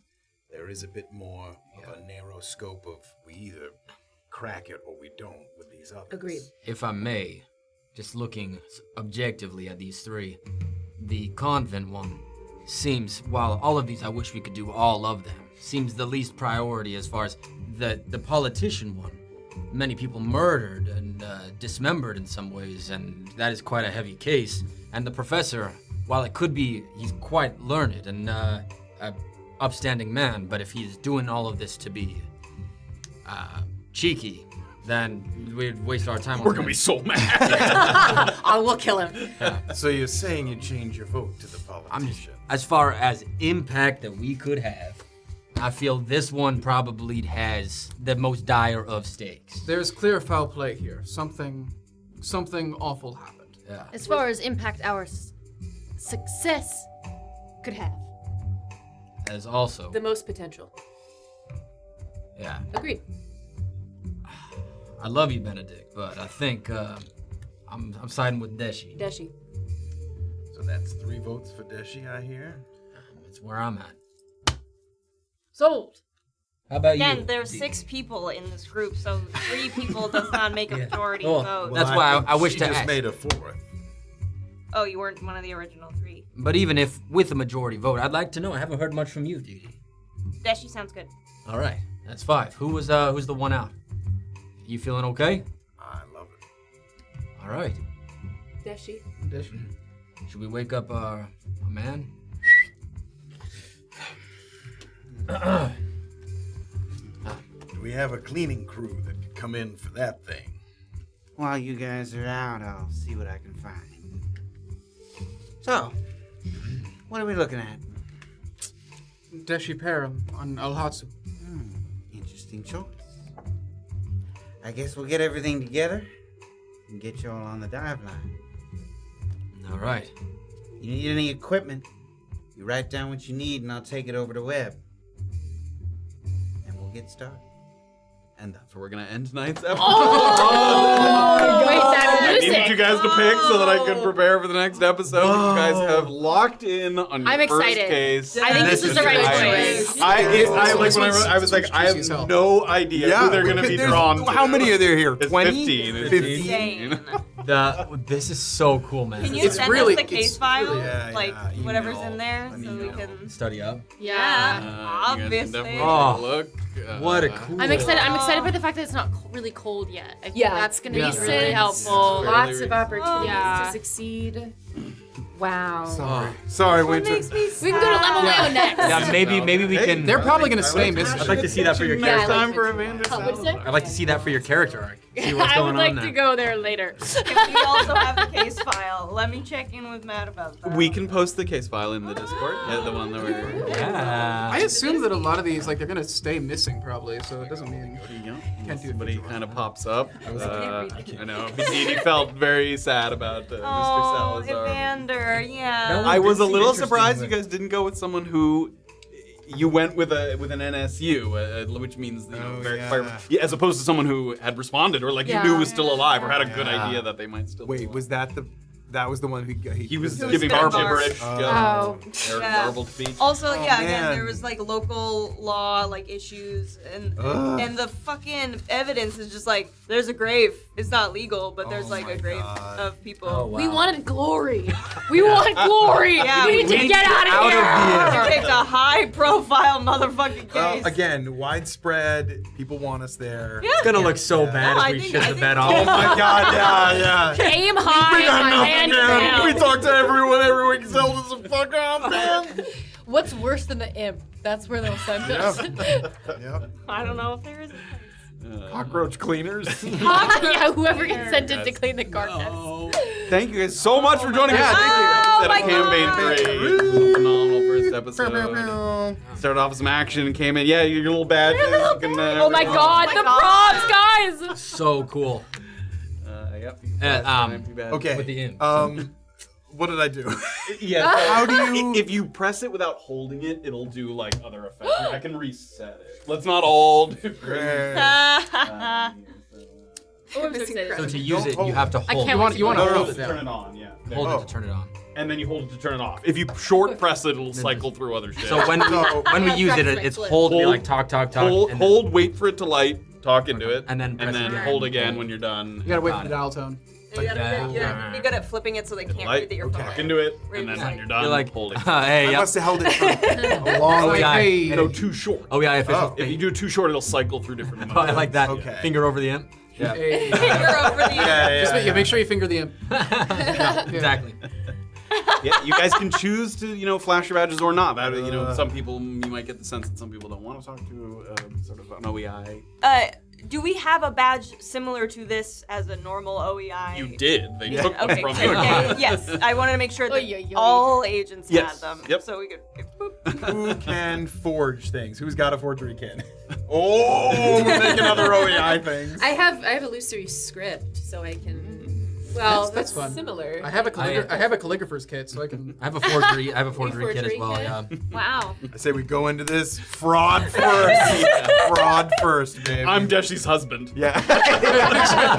Make sure we put our worst legs forward. Oh my goodness. We'll be picking it up next week as we travel to the island of Ahaltsu, the little town of Pumbor, and investigate our first case with the I.M.P. We'll post Dun, the dun. info. Yeah. Wow. Thank you guys. Incredible. Great. Lynn, Wow. thank You you know, for new the people. sub. Thank you so much. Yeah, join us in the Discord. Yes. We'll figure out how to best Yeah, disperse. we'll post the active case in the Discord. Make your prediction now. Yeah. Lock Who's it the in. killer? Who's the killer? Or Which one of us did it? Again. Or kidnap. Maybe not dead. Well, there are 5 people dead in this case. Yeah. Someone That's true. is. Yeah, somebody For sure did be I think murdering. she bopped them all, and then her husband was like, "Oh my god!" and then he bopped her. That's, Bopped her right that's my back. prediction. All right. Bippity boppity. All right, So I gotta everybody. protect these jaws. Have an awesome night. We'll see you next week to pick up the case.